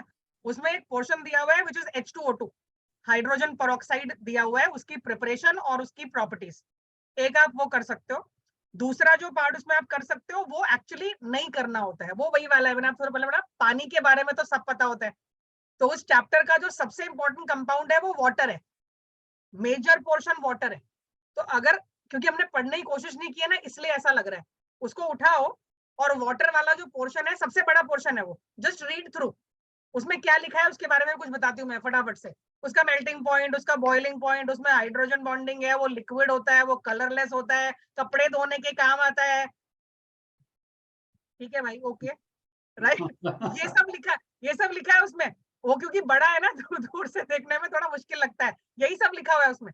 और उसके बाद एक छोटा सा पोर्शन उसमें दिया हुआ है जिसमें वो हार्डनेस के बारे में बात कर रहा है. तो उसमें बहुत स्पेसिफिकली हार्डनेस का कॉज, उसके टाइप्स, मतलब टेम्पररी, परमानेंट और उनका रिमूवल, ये तीन चार जो मैंने चीजें बोली हैं इनको शॉर्ट नोट बना के, और अगर नहीं भी बनाने हैं take a highlighter, just highlight the information, just do that. इसके अलावा तो से द लास्ट पोर्शन जनरल पढ़ाई के लिए जो चैप्टर का बिल्कुल स्टार्टिंग वाला पार्ट है ना, जिसमें वो उसके अकरेंस के बारे में बात कर रहा है. जैसे हाइड्रोजन यूनिवर्स का सबसे अबंडेंट एलिमेंट है, उसका जो ट्रीशियम होता है वो रेडियो एक्टिव है, ऐसी general that once you are done with everything. तो ये तीन चार पार्ट्स आप हाईलाइट करके उसी में बुक एनसीईआरटी में हाईलाइट कर दो and revise them twice, you are done. Surely ma'am. और क्योंकि उसमें से क्वेश्चन आता है तो एक क्वेश्चन आता है, फिर मैंने आपसे बोला ना ये वही वाले चैप्टर्स है, एनवायरमेंटल है, हाइड्रोजन है, यू नो एवरीडे लाइफ है, पॉलीमर, बायोमोलिक्यूल. ये हमें कब करने होते हैं? ये हमें तब करने होते हैं जब या तो हमने ऑलरेडी तीन चार चैप्टर हटा दिए कि भाई ये तो मुझसे नहीं होंगे, मैं तो नहीं कर रहा, तो फिर हम ये कर सकते हैं, then we can do them. या फिर ऑलरेडी हम 160 पे पहुंच रहे हैं, ऑलरेडी 160 पे पहुंच रहे हैं, लेकिन फिर हमें 180 तक भी जाना है, तो उसमें हर चैप्टर में से एक एक क्वेश्चन आएगा, तभी तो आप चार चार बढ़ाओगे उसको, है ना. एक से चार आएगा तो आप 164 पहुंचोगे, फिर आएगा तो फिर आप 160, ऐसे तो जाओगे. वो उनके लिए है जिन्होंने बाकी सब कर लिया है, गड़बड़ नहीं हो रही है, कोई भी स्कोर ठीक आ रहा है, अभी भी टाइम बचा है, then you can actually go and try those things. Otherwise I said leave them. Ma'am क्या पी ब्लॉक में कुछ सिलेक्टिवली करना है? P block में what I can do is I can actually send you a list. अभी तो नहीं दे पाऊंगी मैं आपको, but I can send you over, क्योंकि उसमें Sure, कैसा है ना, अभी भी बिफोर दैट लिस्ट अराइव्स एक काम जरूर कर सकते हैं सभी लोग। अगर आप वो प्रीवियस ईयर के क्वेश्चंस देखोगे ना, जैसे जी जेई के भी आते हैं, नीट के भी आते हैं, चैप्टर वाइज जो होता है, जी चैप्टर वाइज, अगर आप उसको उठा के देखोगे तो आपको मोटा मोटा आइडिया लग जाएगा कि किस चीज पे क्वेश्चंस आते हैं। जैसे कि मैं बताती हूँ, ग्रुप नंबर 15, 16, 17 उसमें सबसे इंपॉर्टेंट पार्ट है। अगर आप पूरा नहीं कर सकते तो ये पिक कर लो। उसके हाइड्राइड्स पे क्वेश्चन आते रहते हैं। अगर आप पिछले 4-5 साल ही देखोगे ना, कम से कम 4-5 बार क्वेश्चन आ गए ऐसा। तो ऐसे कुछ कुछ चीजें हैं जिन पे जनरली क्वेश्चन आता रहता है, मतलब उनके ट्रेंड्स के बारे में वो पूछते रहते हैं। तो ऐसी कुछ चीजें हैं जो मैं आपको पिक करके दे सकती हूँ। I can send over to you.